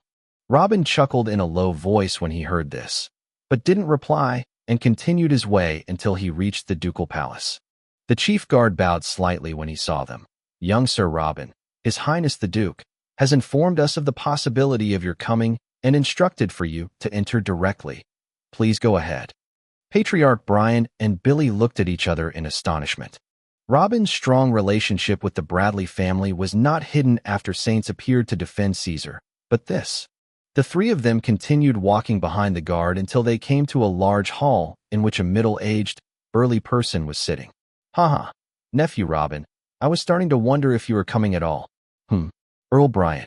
Brian and Billy took 2 steps forward and bowed lightly. We salute your highness, Duke Galen. There's no need for formalities, you all can sit down. Galen gestured to the seats in front of him. At this moment Mila also entered and sat next to her father, then directed her words to Robin. I heard that you came, at last, so I came to see what you have. Galen and Mila Bradley, Brian and Billy Burton, the 4 of them now looking in the direction of Robin, waiting for the reason for the gathering today. Robin smiled a big smile and declared, Gentlemen and lady, I have gathered you today to talk about declaring war on the Duchy of Tinley of the Kingdom of Dolliver. Everyone looked at each other in surprise. Then Galen's eyes settled on Robin again. Is that some kind of a joke? I am 100% sane. It is clear that Dolliver wants a war, and I, a good-hearted person, decided that I would give them what they want. Robin, don't be impulsive. I understand that you are angry by their repeated harassment of Caesar, but wars affect the lives of tens of thousands and alter the economy of duchies and perhaps entire kingdoms. This is not something I can help you with just because you want to. Galen shook his head. Sorry, Robin. The Burton family can't go to war. Just a marquis destroyed a huge portion of our army 10 years ago and took a portion of our lands in an in-kingdom war. So what would happen if it is us against a duke from another kingdom? I'm honestly flattered that you think we are that strong, but you're overestimating us. Brian shook his head. Robin nodded to both, then stated, Then what if I give you a few thousand 6th level fire talismans and a few dozen 5-second darkness talismans? What? Billy couldn't believe his ear. When can you get all this ready? 3 months, no? Just 2 months would be enough time to prepare your armies for invasion. Robin raised 2 fingers. Wait. What are the talismans of darkness? Galen interfered. It's a talisman. When activated, it will make a person disappear for 5 seconds. Excellent for lower levels, but even saints can use it. They won't be hidden from the spiritual sense, but it will be useful because our enemies don't know anything about it yet. Galen stood upon hearing this and looked at Caesar fiercely. You little bastard, you have such a thing and you never mentioned it to us? Don't get excited too much. I explained everything about it to Mila and promised to give her some talismans of this type monthly. That's why she sent saints to protect Caesar from the beginning. Galen hurriedly looked aside at Mila. Is that right? His daughter nodded in agreement. Galen sat again, and was silent for a few seconds to think, then returned to look into Robin's eyes. You have already promised Mila the darkness talismans for Caesar's help. So it can't be considered a card you can use to get us into this war. And a large amount of talismans is not considered a reason either, because all of them will be used in the war that you want to start. What do you have for me? Brian nodded in agreement with Galen Bradley's words. An additional amount of talismans will greatly increase the chances of winning, but it is not enough reason to start a war in the first place. Human losses are always heavy in a war at the level of duchies, and even if they win, the land will go to the Duke and not to a small family like the Burton family. They had no interest in entering a war like this. You old farts, I hoped for some more enthusiasm for glory, and you are both thinking about benefits. Well, whatever, I'll give both of you what you want. First, the land we win from the war will entirely join the Burton family. Robin announced and pointed at Patriarch Brian. The Patriarch was so confused that he didn't rejoice or refuse. He just turned his head to look at the Duke's reaction. Ha ha, so I think this ridiculous meeting is over. Galen laughed loudly and stood up. But before he could turn his back, Robin's voice came. As for the Bradleys, and for your efforts in this war, I'll give you the method to draw your own level 6 fire talismans. Chapter 70. A mixture of enthusiasm, happiness, and disbelief struck Duke Galen upon hearing what Robin said. After seeing what Robin could do, especially after the spirit revitalizing pills he had sold at the auction, he realized that he could not force him to do anything, because forcing Robin in something would be putting him in a box. If he was stupid and forced him to only make fire talismans from the beginning, he wouldn't have invented those pills or the darkness talismans, which now he desires even more than the fire talismans. Keeping him alive, making a good relationship with him, and hoping he would continue dealing with him was the best and only choice. In his mindset, he needed Robin's future achievements and could not do anything to him. And Robin needed him now, and that's why he will never hand him the real techniques or the methods to do all the work, because then he will be less valuable. This is why he never expected what Robin just said. Actually, he would have agreed to help if Robin swears to sell him his next few inventions. Galen tried to hide his mixed feelings and looked at Robin with bright eyes. Robin, these things can't be joked about. And I'm not going to joke about important matters like this. Help me conquer Dolliver, and you'll have a level 6 fire talismans manufacturing plant for you alone. Galen sat down again, leaned his back on the chair with his palm on his forehead. You really know how to raise interest in others. You promise me the strength I want, and the Burton family, you promise them the lands they have coveted for thousands of years. But what about you? What will you gain from this war? How? For a wise genius like you to be led to war because someone angered his son? Don't get me wrong, it is kind of pathetic. Secondly, Prince William told all the duchies, and especially the border duchies with Dolliver Stanley, Alton, Everin, that the kingdom of Dolliver seeks a great war for a reason, and that we must not fall into their snares until the intelligence department discovers the reason for their actions. I wonder how he will react when he sees me leading a war against them after his warning, while taking an Earl family with me. Your first question has 2 answers. The easiest of them is that those bastards wanted to kill my son, so I will simply kill a few tens of thousands of them. I am not some wise god. How can I have enough strength and watch those I care about getting bullied and do nothing? So what is the point of everything I do then? But honestly, this is one part of the truth. This leads us towards the harder answer. And in order to establish this fact and for all, and do not to ask me about other reasons later, let me answer the first question with a question. Your Highness Galen, I have been blessed with intelligence and tremendous research methods that qualify me to research medicine and engineering and develop the whole world if I want. But I started by developing weapons for major wars right away. Why do you think I did this? Why? Galen never asked himself this question. It is natural for a person to strive to increase his strength, right? Robin adjusted his seat and said in a serious voice, here's the answer to this question, and with it the answer to your first question. I am a person who likes to work freely, and this freedom will only come with the extension of my absolute influence, or at least the influence of people I trust. For example, as long as the Duchy of Bradley is under your control, and you can be considered a valuable ally to me, I will provide you with arms and support to defend and expand your duchy further. I can't just give strangers things that strengthen their armies and elevate their status, and then they use it against me if a conflict of interest rises. Don't you agree? My previous inventions got me a safe sphere in the Burtons and the Bradleys' territory, and I think it's a good time to increase this sphere a little. I will not lie to you, Duke Gallen. I have been thinking for a while where to start expanding my sphere of influence. Duke Tinley of Dolliver presented himself to me on a golden plate. And here I am telling you that the Tinleys will not be the last. Their Duke just sped up the process a little. It's just the beginning. My ambitions are much further than that. Mila couldn't hold herself more and interfered. Why are you trying to hide the truth by talking about freedom and revenge then?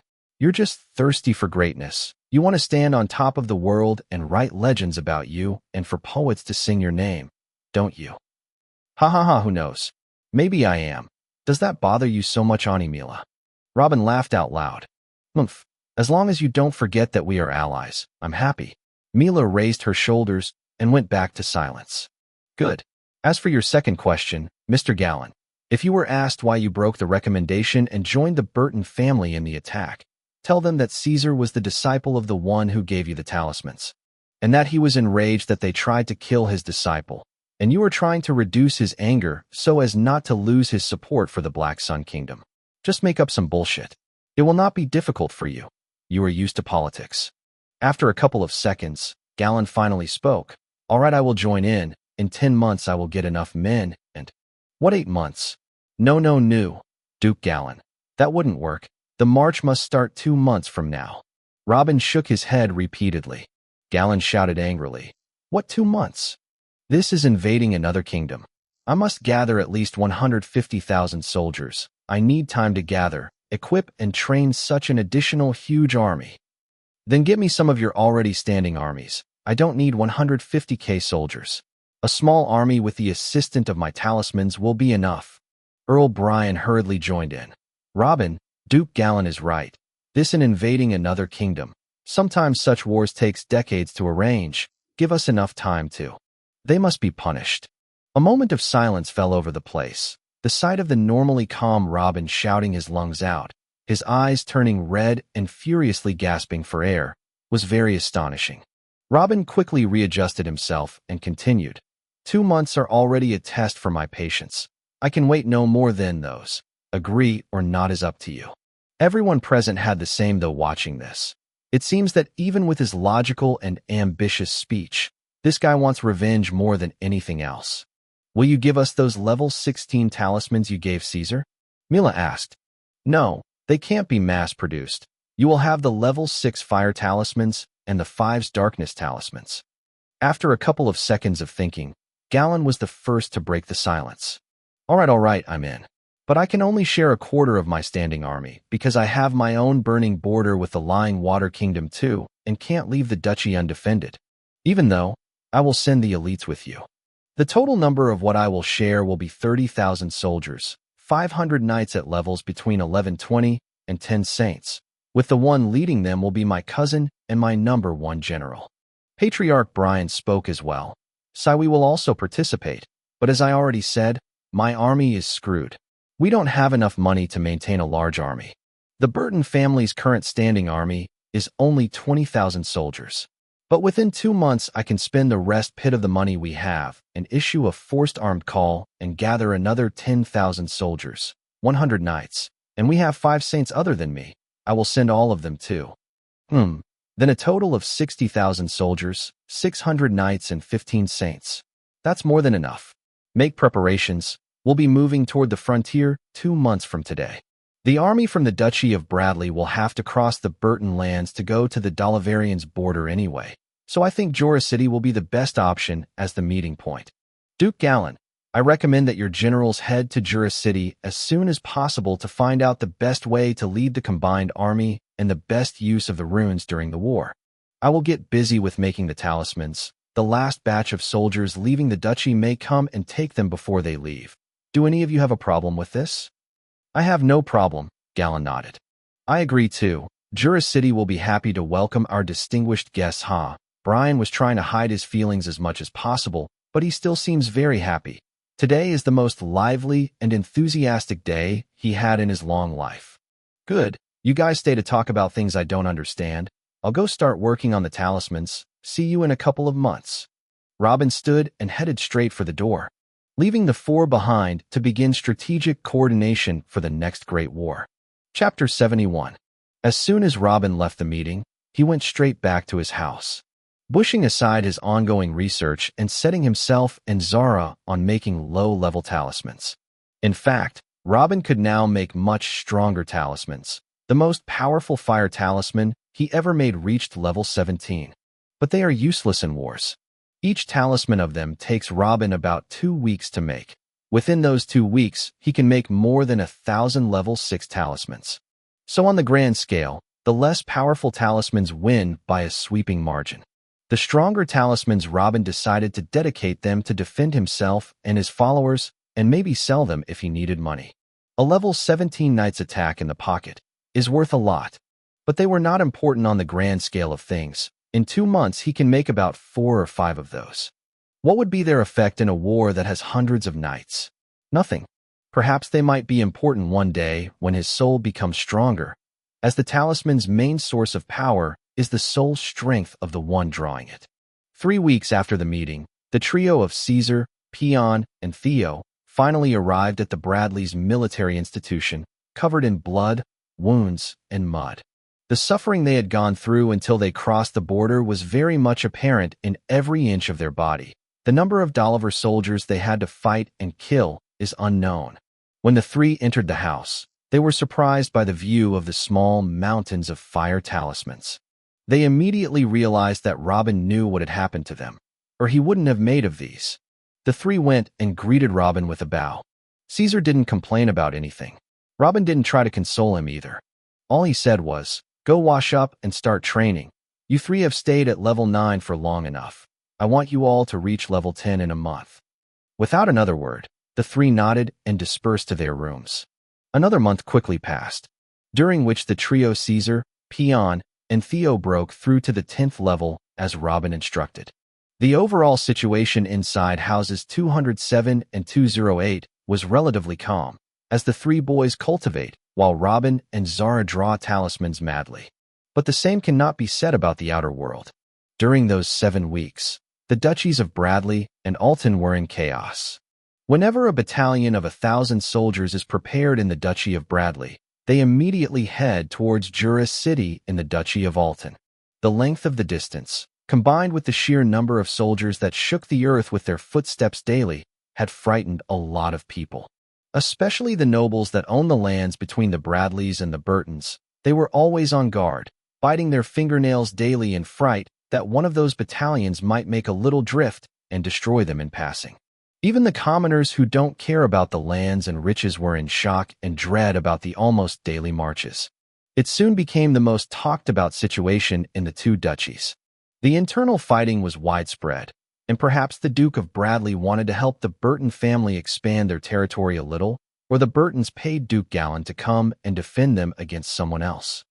No one knew what is happening exactly, and no one tried to intervene and find out, for fear that he might offend the battalion somehow and get himself killed. Too many possibilities left people dreaming and making up various scenarios, but not one of them succeeded in even getting close to the real reason.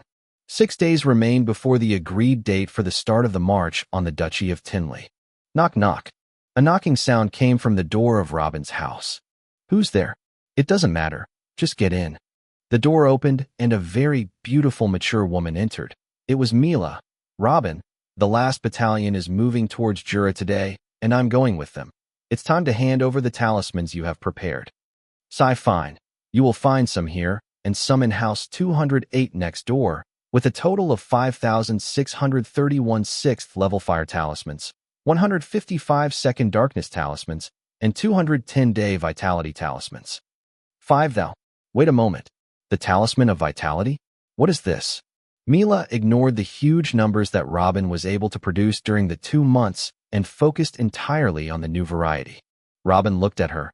"I was working on something big before the war issue. Sadly, I didn't finish it, but I was able to benefit from my research far enough to put it into this talisman.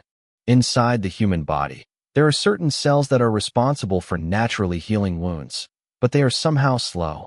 This is what I focused this talisman on, to simulate those cells and make the natural healing process faster by a certain extent.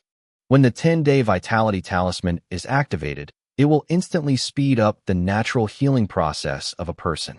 The body of whoever activates it would feel as if 10 days had passed in the blink of an eye. In other words, small wounds will heal immediately, medium wounds will heal to some extent, and the injured will be able to continue fighting, and fatal wounds will lose some of their gravity. Even if a person who has just been slaughtered activated it, his neck muscle tissues will grow fast enough to save his life before he loses all of his blood. Of course, these talismans will benefit injuries that can be healed over time, meaning their ideal use is war injuries such as stab wounds, burns, flesh cuts, etc., but they cannot heal health diseases. And it does not recharge one's energy. In fact, it uses energy to activate and work, so the one who uses it will get very tired. That's why I don't recommend using it multiple times in a successive manner, because it might suck you dry and die of exhaustion. And, I think that is it. Did I make myself clear? Mila got frozen in place, not knowing what to say. One talisman of the type of vitality can save a life on the battlefield. Robin has now given her 200 new life chances. The value of a single vitality-type talisman is much, much higher than fire and darkness talismans.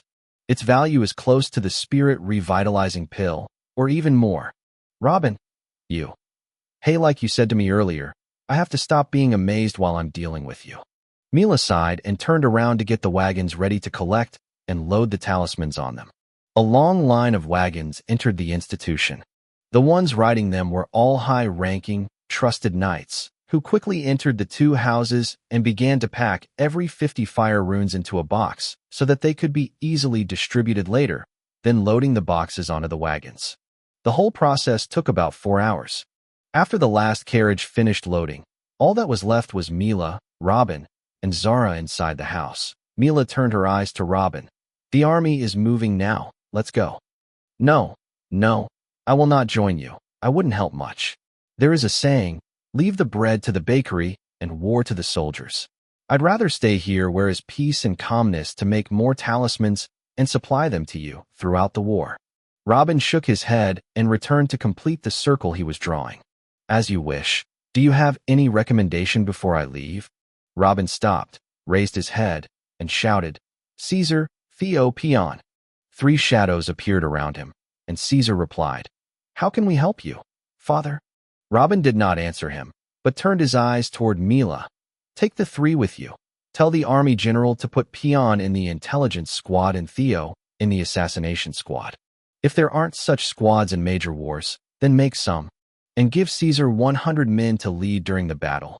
If he shows talent and leadership, raise his rank. And thank me later. And I will convey your wishes to the general.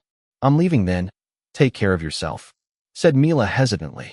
I think I should have been the one to say this line, but okay, I will. Robin shrugged and started laughing. Seeing him acting like this, Mila humphed and ran outside. Robin continued his laughter for a few more seconds after this scene, then finally turned to face the trio with a smile. Boys, I know they have bullied you. I'm a weak man and can't directly seek justice for you. All I can do is giving you this opportunity. Go release your anger. Take your revenge with your own hands. Make your own legends. I want to hear about your achievements when you come back. They finally were sure that all of this was happening for them. Very quickly tears filled their eyes, and they themselves got on their knees, with Caesar finally the one to speak. Father, you will not be disappointed. Chapter 72. Another week has passed. A week that can be described as fiery for the Duchy of Bradley and Alton, and also the whole kingdom. The last battalion that came out of the city of Bradley's Pearl was the straw that broke the camel's back. It was purely made up of the Duchy absolute elites. 600 knights headed by Mila Bradley personally. This was certainly not just some regular fight or a hired army, as some believed before. And soon, the much-awaited news was finally leaked. The Burton family announced that, in the hunting event, there were 5 Dalivarian squads that got killed mysteriously inside. And instead of doing sufficient investigation, they framed Caesar Burton for their murder. Duke Tinley gave orders to attempt to assassinate Caesar Burton by sending 5 saints and 5 knights. Had it not been for the care of fate, the duchy beloved son would have been dead. But the assassins managed to kill a saint belonging to the Burton family. That is why the Burton family wants to take revenge against the Duchy of Tinley and Dolliver. And the Bradley family decided to help because Caesar Burton is the most prominent genius of their military establishment. A foreign war. Any news involving foreign wars travels quickly, especially if the participant is a duke family like the Bradleys. Second, a young boy from the Burton family killed dozens of Dolliver's elites in the hunting event. No one believed that Duke Tinley would just frame a random young guy and go for the kill in such a manner. He should have strong reasons for this. But even though Duke Tinley wanted to kill Caesar Burton and even sent 5 saints but still failed, a fight between saints happened for a boy. With everyone hearing the news, one question would certainly follow. Who exactly is this boy? And this is the question exactly is what Billy and the rest of the generals wanted when they declared their intention to glorify Caesar, even more so as to give the soldiers a sense of superiority over their enemy. And of course, because that would appeal to Robin too. And they had what they wanted. The public opinion in the Black Sun Kingdom actually sympathized with their cause and was busy talking about imaginary legends of Caesar and what he did there. Various legends about his genius, courage, and strength were woven every single second through the information networks of the Bradley and Burton families. But if the high officials of the Black Sun realm didn't like what is going on at all, they know very well what happened there and that the purpose behind it was to drag them into a war. And now these 2 stupid families have fallen into the trap of their own free will. They can turn a blind eye to the Burtons since they're just an earl and what they're doing has no weight. But what about Duke Bradley? The biggest problem is that the chances of stopping them before the war started have become 0. They announced their goal on the same day they left Jura towards the borders, and therefore no orders can be issued to stop them and dismantle the army. Otherwise, it will be a slap to the 2 families and a slap to the kingdom itself. 10 days have passed already since the army started marching. The army of 60,000 soldiers entered the lands of the Duchy of Everin and advanced all the way to the border of the Kingdom of Dolliver, the capital of the Black Sun Kingdom. The conference hall. An urgent meeting was held in the name of His Highness Prince William, in which the kingdom's senior officials and all those who were able to come from among the senior saints in a span of 10 days. Galen is crazy. He has always had been crazy. I warned you all, but that lunatic many times, but no one listened to me. A middle-aged saint hit his hand on the table. Dolliver provoked Stanley, Alton, and Everin families, but the Bradleys were the ones who took the bait? How pathetic is that? Commented another. Another saint stood up. Your Highness, I demand that Galen be summoned to appear before us and explain what he has. All eyes fell on Prince William, who was rubbing his forehead with his hand. I've already summoned him, but he asked for a delay until next week. What? Is he the one who stipulates when he will meet us now? This guy really forget what he is. If he wanted to destroy his 30,000 soldiers so bad, he could have told me, and I would have wiped them out for him. Why should he send them to start a war against Dolliver's madmen? I bet he is scheming with Dolliver against us. That's reasonable. When Dolliver's plan to provoke the 3 border duchies failed, he jumped in to save the day for them. He should be held accountable for treason. The saint who had asked for Galen's summons moments before said, Your Highness, if Julon is coming next week, what are we doing here then? All the accusations are merely empty talk without him present. I called the meeting urgently because the last news I got was that the army is at the edge of the border. They must be setting up camp now and making plans for the clash. They would soon start the small skirmishes with the border guards, and testing the water's movements will begin. If I'm not mistaken, the real attack would launch within 2 weeks. This is our last chance to do something to stop them before it's too late. Do any of you have a suggestion? A moment of silence filled the hall. It seems that the royal family is desperate. This is the first thing that crossed their minds after hearing William's words. The kingdom of the Black Sun is based largely on freedom. The dukes, in particular, are free to wage internal and external wars without the permission of the royal family. Of course, if a duke did this, then he would have to bear the consequences alone as well. But still, if the duke does not have to take permission from the royal family, what can they do to stop them in a case like this? Of course, they can pressure him politically and economically, or even extract a few lands from him if the need arises. But this is in the long run. As for now, the royal family, nor their council can do anything to stop the Duke's army. Your Highness, do we have information about the person who leads this army? William nodded. It's Edward Bradley, a level 28 saint. You must know him well from his epic wars against the Laying Water realm. Edward Bradley. He a really great general. This choice to lead the army made me think for a moment that Galen is serious about invading Dolliver, not that he was leading 60,000 idiots on a suicide mission. It doesn't matter who he is. They will get destroyed the moment they cross the border. Finally, a middle-aged man stood up. Your Highness, I know Edward. I fought alongside him one day. He is a smart man who knows logic. If we move now at full speed, we can arrive in a few hours and talk to him. Perhaps he will be convinced and stop the progress. You are right. Edward Bradley is very smart, and he will be convinced of the words of reason if we show him the big picture. I am free today. I can come with you.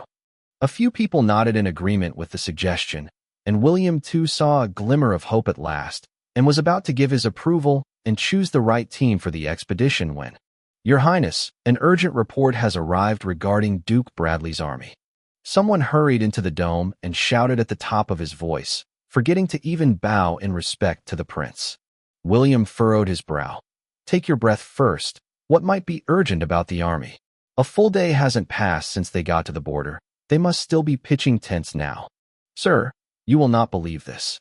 The report says that they didn't stop for a second at the borders. They entered directly into the lands of Dolliver and went straight towards Baron Bateau's main city. In there were an allied army of 3 baronies gathering to move toward the border together and stop our army until Viscount Sedna's army arrive. They destroyed the stronghold, wiped out or enslaved every single soldier for a total of about 40,000, and enslaved everyone else in the city. The Baron himself and his family were captured, and our side casualty is less than 500 soldiers. And right now the Duke's army is on its way to fight the allied army of Viscount Sedna that consists of 70,000 soldiers. Chapter 73. The Kingdom of Dolliver. On the border of the lands of Viscount Sedna, a middle-aged beautiful woman wearing full body armor and riding on a high strong-looking horse. Next to her are 3 strong-looking men hovering in midair. Behind her is a large army, the end of which cannot be seen. An absolutely terrifying scene for any enemy. But the strange thing is that the features of terror are visible on the faces of the Viscount Sedna herself, and not who is on the other side. A few hours ago, this enemy entered the lands of Dolliver and crushed the allied army of the 3 baronies in their own stronghold. The whole process lasted for only 1 hour. On the other hand, the losses of the enemy army were almost negligible. 1 hour.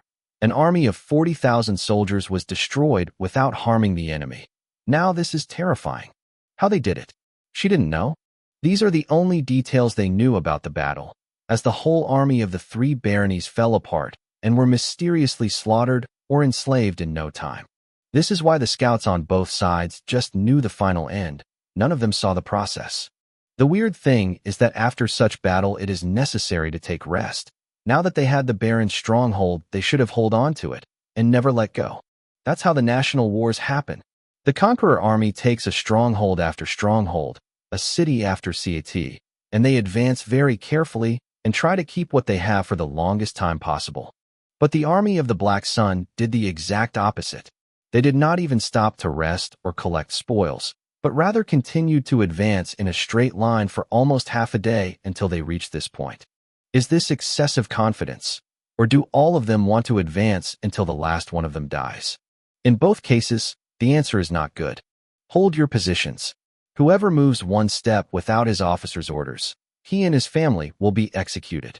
Sedna shouted with all her might as she watched the enemy army approach. Then she continued with a quieter voice. Generals of the left and right wings, start moving your legions 100 steps forward. Yes. 2 of the 3 saints in the air nodded and started giving orders to the smaller officers. Dum dum dum. The drums beat and the 2 wings of the army, 15,000 soldiers each, began to move forward while the 40,000 soldiers' central army stood still. General Octavi, take some escorts and go see what the hell they want from us. I don't remember having any enmity with the Black Sun Kingdom. If it can be resolved peacefully, do whatever it takes to negotiate. Yes. A level 22 saint nodded, then got down from mid-air to set on his horse as a sign of respect, and he soon chose 10 knights to follow him. Then the 11 went straight towards the oncoming army. The general and those with him arrived quickly and started talking with the general of the enemy army. A minute passed. 2 minutes. Viscount Satina and every high officer who heard about the dread of this army was breathing heavily while watching what was going on in silence and fear. Finally, the general turned his horse and quickly returned with his team, but the problem is that the enemy army was coming after them. What happened, Octavi? Did you fail? Your Grace, it's the Burtons and the Bradleys coming out of revenge for what Duke Tinley did to the young boy called Caesar. Do you remember the name? It is that story that went viral 2 months ago. They don't want to stop. Their general demand us to surrender before he gets here, or he will start a massacre. They say they intend to destroy the whole duchy. Damn it. Why do I have to pay for what that bastard Titus Tinley did?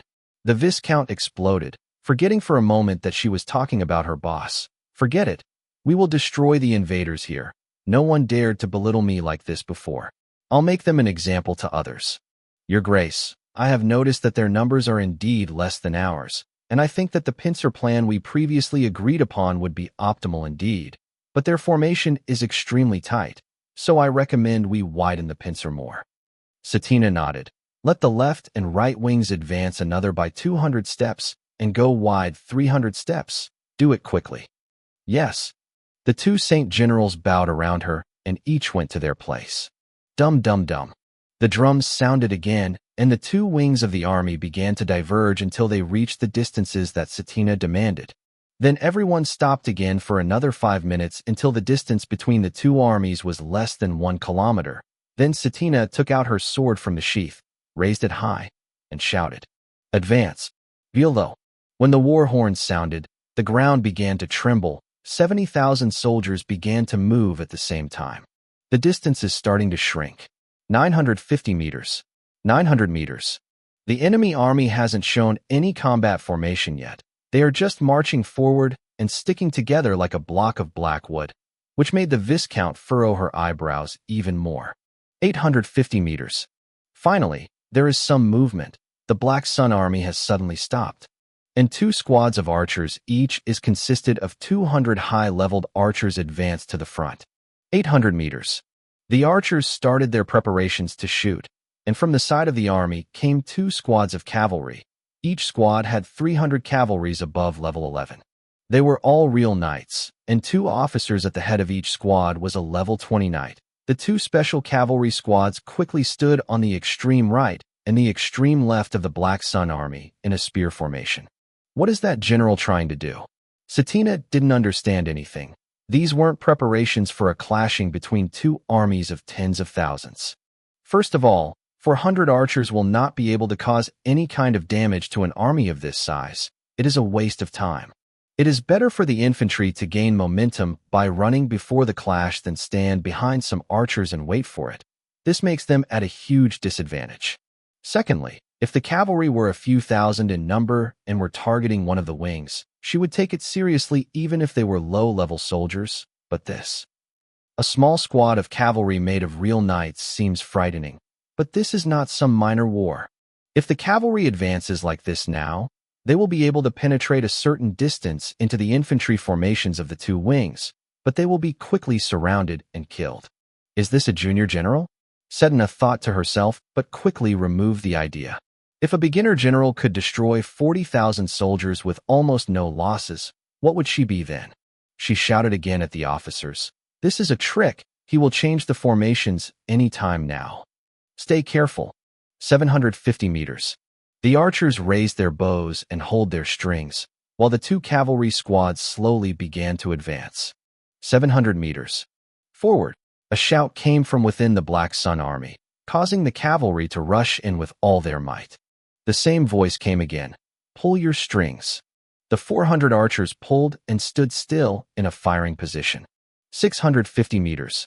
Launch. Susu. 400 arrows shot at the same moment.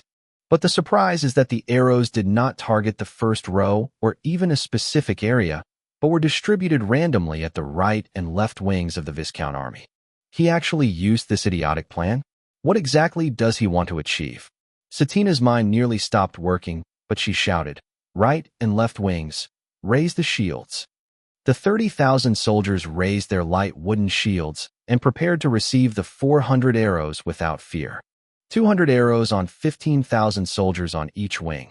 Even if they don't have any shields, it wouldn't have stopped them. Ba. Arrows descended into the wooden shields. Only 16 soldiers were hit by the sharp arrowheads. Ha ha. Looks like the Baron is the one who was useless. We're going to get a landslide victory today. General of the Center Army, Saint Octavi, laughed out loud. Only Satina was still focused on the enemy army. The squad of archers didn't prepare for the next burst. They all left their bow and started making seals with their hands quickly, with big smiles on their faces. Satina looked back at the arrows and found some kind of beast hides hanging at the rear of each arrow. What the? Boom. Chapter 74. Boom, boom, boom, boom. The arrows began to explode successively, causing a huge number of deaths in the army. The main body of the armies are ordinary low-leveled cultivators who do not exceed the 5th level. When such explosions happen between them, it's easy to imagine how much destruction happened.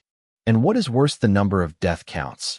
The explosions created huge voids inside the formation and caused hysterical panic. Before anyone could understand what was happening, the two elite cavalry squads quickly approached like the Grim Reaper, cutting through the left and right wings in half like a knife in butter without any difficulty. The deaths began to pile up very quickly, and the officers could not stop the progress of the cavalry or even slow them down. Any attempt to slow them down ended with instant death. The officers quickly gave up trying to make a decent formation to stop the cavalry quickly, so they ignored them and started trying to reform the army to its first coherent formation quickly and fill the gaps. But the panic and fear caused by the explosions in the hearts of the soldiers made communication with them and the implementation of orders slow to the point of not moving at all. When they saw this, the Dalavarians' knights and officers in the two wings gathered together and headed to put an end to the advance of the Black Sun cavalry by force. But by the time the Dalavarians' knights moved through their army and was about to intercept the Black Sun cavalry, the two elite Black Sun cavalry squads veered to the side and got out of the formation. Then they turned and came back from another angel to continue cutting the two wings and turn the initial formation into slices. Like a worm gnawing at an apple. Satina stood helpless, not knowing what to do. The two wings of the army are now useless. As she was still thinking of solutions, she caught a glimpse of the enemy archers raising their bows to start a second round. This time the 400 bows were directed at the central army. Satina quickly regained consciousness and shouted loudly, "Every man who owns a horse, hear your orders. Go and kill those archers at once. Saints, help stop the second wave of arrows as the cavalry takes out the archers. Left and right wing, stop your places. Lock up the enemy cavalry within you and kill them. Don't worry about anything else. As for the central army, march full speed." Every general listened to his part of the new plan and started to implement it immediately without complaining. Although the new plan includes sacrificing all of the Dalavarian cavalries, as they will certainly get destroyed after they attack the archers, and sacrificing huge numbers of infantry on the right and left wings at the hands of the enemy's cavalry of knights. It is actually the safest way. All of these decisions are to protect the central army of 40,000 soldiers. This army must reach the enemy as fast as possible and establish a close combat ground to stop those arrow attacks, or they are dead. When the close combat ground is established, then the Saints and the Free Knights can return to reorganize the ranks of the right wing and left wing armies and have joined the close war from the side as planned. That was the only option. Launch. Susu. A new round of the explosive arrows headed towards the central army. The three Saint generals roared in front of the central army, raising their hands, and began to form a collective energy barrier to stop the arrows before they fell on the army. When Saint Octavi saw the arrows coming at him, "Hurry up, focus with me on this point. It has the most arrows. We must. PFFF." He didn't finish his words before he started spitting blood. He looked down in the direction in which he felt great pain and saw a dagger in his heart. He slowly followed the hand holding the dagger and saw a very beautiful, explosively feminine girl, giving him a cruel smile. She was a saint dressed as enemies. She appeared in front of him as like a ghost from nowhere. When the other two saints saw this, they cried out together, "Brother Octavi!" They abandoned the energy shield formation and went to help their elder brother. But the enemy saint had taken her dagger out of their brother's heart and ran away. A stab in the heart is still a fatal blow for a saint, but it is still treatable. Once the treatment is rushed, the two quickly approached and grabbed their brother before he fell and tried to stop the bleeding. But Sush! A voice passed by their ears. It was just then that they realized what had happened. This is bad. The arrows passed them and landed on their targets. And with a boom, boom, boom, boom, another round of explosions began. "No!" Viscount Satina shouted at the top of her voice. 400 explosions in random places tore the entire squad apart. The 40,000 soldiers who were in tight rows seconds ago became like a handful of peasants scattered without the slightest bit of organization. This is without mentioning that the attacks killed or injured a few thousand soldiers. Satina looked in the direction of her cavalry, who were sent to kill the enemy archers, and found that they were fighting against 10 saints and could no longer advance. At the same time, the enemy archers were preparing their bows for a third round. She then looked back towards the two wings that had already stopped, but did not find the two squads of enemy cavalry between them. The two squads have escaped the formation before it was closed on them. And now they are coming from behind towards the central army to drill it, as happened with my right wing and left wing armies. 200 meters left until the frontal clash with the Black Sun main army. So far, 10,000 soldiers have been killed or seriously wounded.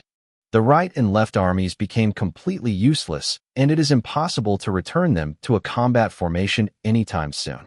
The previously coherent central formation got destroyed by the many gaps, and the enemy cavalry are coming from behind to split them apart even more. Her own cavalry got stopped before they do anything useful and are now engaging in a ferocious fight with the Black Sun Saints and became vulnerable for any counterattack by any ordinary archer. And above all, one of her 3 saints got severely injured and could not participate in the war anymore. All this, and the main body of the enemy army has not moved yet. Satina screamed with all her might, took off her helmet, and tossed it aside, before casting a long look at the enemy army general on the other side, who had a slight smile on his face. Then she galloped forward with her horse. "Even if we're going to hell today, I'll take you all with me. Men, here is your plan: attack. Just run forward and kill those demons. Kill them all." The Black Sun general, on the other hand, smiled an even bigger smile when he heard these words. Capital of the Black Sun, Conference Hall, one day after Satina's final scream. Hoof, hoof, hoof. A man ran down the path leading to the main hall, as if his life depended on this moment. He seemed very tired and was about to fall unconscious at any moment. But he continued running until he saw the door leading to the hall. He kicked it open and entered directly. Many hours have passed since Prince William met with senior officials the first time, but until the meeting did not end. In fact, the numbers did not decrease. On the contrary, the number of attendees multiplied several times. The person sitting in the main chair is no longer William, but a man who looks in his 50s with a stifling aura radiating from him. He is the king's cousin, the current prime minister, the former rival for the throne, Sage Albert Marley. Since the shocking news of the destruction of the Baron's allied army and Edward Bradley's advance with his army towards clashing an even army larger than themselves, more and more people who were initially uninterested have been invited, among them, of course, Prime Minister Sage Albert. While the room was in heated discussions and making predictions about what would happen to Edward Bradley and his army, and what would result from it later on, and how to respond, a tired-looking person entered and fell straight to the ground. The hall turned silent in an instant. No one tried to yell at him and ask who this was. He is well known. This is Saint Marco, who is currently in charge of bringing news from the battlefield in Delivar. 2 people came quickly and gave Marco a bottle of water. Everyone took their seats without adding a word.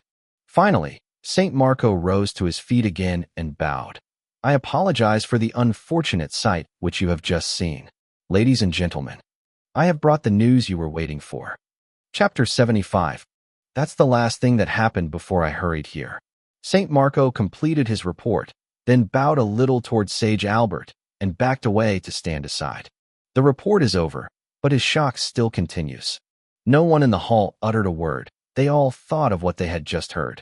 The first Baron battle was very fast, and the messenger did not see it personally. He arrived late and just brought back the final result. As for the events of the battle with Viscount Citina, they got to know everything, and everything was shocking to them. The report was simply contrary to what they knew about a typical war. Exploding arrows to destroy the enemy army formations before the first clash even happens? Using knights from the beginning as cavalry to completely paralyze the wings of an army? Then use them to drill the central army from behind? Sending Mila Bradley as an assassin in front of everyone to stab the enemy saint in the heart, without anyone actually seeing her before the damage is already done? Finally, a saint broke the silence. Edward Bradley destroyed 2 armies totaling 110,000 soldiers in a matter of 1 day, and in return only lost 2,000 infantrymen during the final desperate clash with that crazed Viscount Citina. We had such a genius general, and we haven't noticed. What genius? Give me those explosive arrows, and not a single soldier will fall. Right, what exactly are those arrows? The discussion raged, and everyone's attention turned towards the new miraculous war tools, the explosive arrows. Among the adjacent voices, a voice in the middle caught all eyes on him. Wait a minute. These results. Doesn't this mean that Edward and his army are not there to vent their anger or to try to start a war between the 2 kingdoms as we thought, but for a real invasion? Real invasion? Invading another kingdom with 60,000 soldiers? Sage Albert finally spoke. We have a real chance to wrest some lands from Dolliver this time. I don't know what is happening with our boys there right now, but we must not let this chance be lost. The duchies of Everen, Stanley, Alton, start the war alarm and summon your armies. Send them to stand ready at the old border with Dolliver, but do not take a step inside their lands. Just stand still ready to support the Bradley family's campaign if the royal family of Dolliver tried to support the Tinleys. The stalemate that has existed for hundreds of years will finally end. Our lands can finally spread larger. We can't let this opportunity go by and do nothing. Also, let someone bring me that bastard Galen Bradley. I don't care if he says he's coming in a week. I want him to stand before me within a day. And hey, send someone at the top of the Saint Realm to bring us the news from the battlefield faster. Or do you want me to go myself to get the damn news myself? A few hours later, Bradley Pearl City Ducal Palace. Galen stood up from his desk and approached the new visitor with a smile.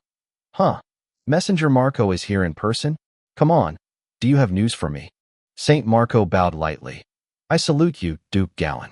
Your army has annihilated a 40,000 army from 3 baronies and an allied 70,000 army made up of Viscount Cetina and her close allies. The losses on your side are only a little higher than 2,000 soldiers. They are currently making fortifications in the city of Sharona, Cetina Castle.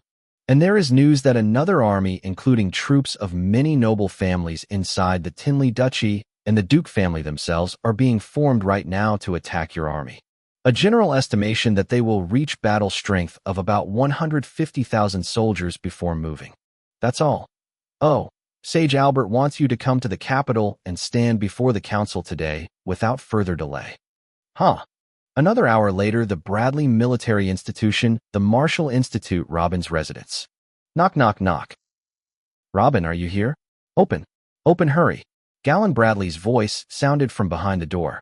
Robin left what he was doing and went to open the door. He found Galen, and behind him 5 strong-looking men and women, apparently all saints. Duke Galen, is there something I can help you with? Galen walked straight into the house. Of course, you have to help me. The effect of the talismans was much better than I expected. We actually have a chance to take a large piece of land from Dolliver. Oh, Robin nodded and went to complete the last section of the talisman. What do you mean by oh? The Black Sun and Dolliver are in full swing now, no? All the kingdoms are watching closely. We are making history. Robin raised his face and spoke in a serious voice. That was the plan from the beginning. Being so excited makes me feel like you didn't trust me from the start, and it hurts. You damn little fun killer. I'm telling you we are eating Dolliver. Get excited with me a little. Is there any news of Caesar? Robin chuckled and returned to complete the talisman in hand. Aha, there is some minor news I think you will be interested in. Messenger Marco saw the whole battle. When I gave him the specifications of Caesar, he told me that he saw a person in an eye-catching young man in white armor and his weapon is a white halberd leading 100 elite soldiers. And he was one of the most prominent figures at the final clash in the last battle. He put his heart in the battle so much that he got himself severely injured twice by being rushed into battles against the enemy knights, but, and I quote, a strange green skin kept getting him back on his feet.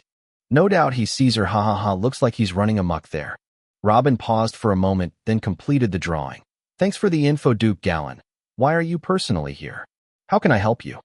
I decided to increase my investment in this war. I will send 5 more saints and 100 knights.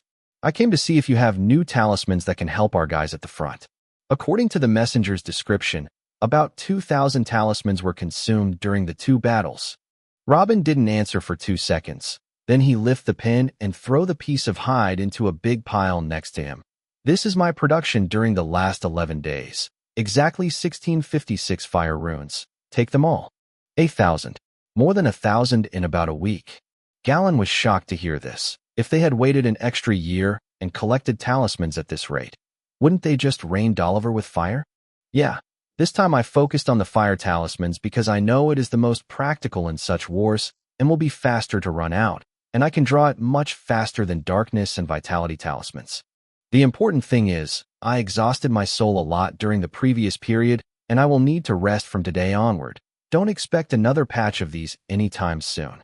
Oh, no worries, that is still very good. Don't worry about the front. Everything will turn out to your expectations and better. Come on, guys. Pack these runes in bags, and let's leave quickly. The 5 saints walked around and quietly started packing. Duke Gallon, the attack launch date was about 2 days ago. Why did you bring me the news now? Robin stood beside Gallon Bradley watching saints cleaning his room for him with big smiles on their faces. Because the news just got to me too. Even with a mid-level saint as a messenger, the news needs about a day to come from the battlefield. Does this mean that the news you just gave me was from a day ago? Robin quickly looked at his side. I think if not a day, then half a day, or even 2 days. St. Marco just got here an hour ago from the capital, and just the distance between here and the Imperial Palace is a few hours for a saint. Then how old is this news in your opinion?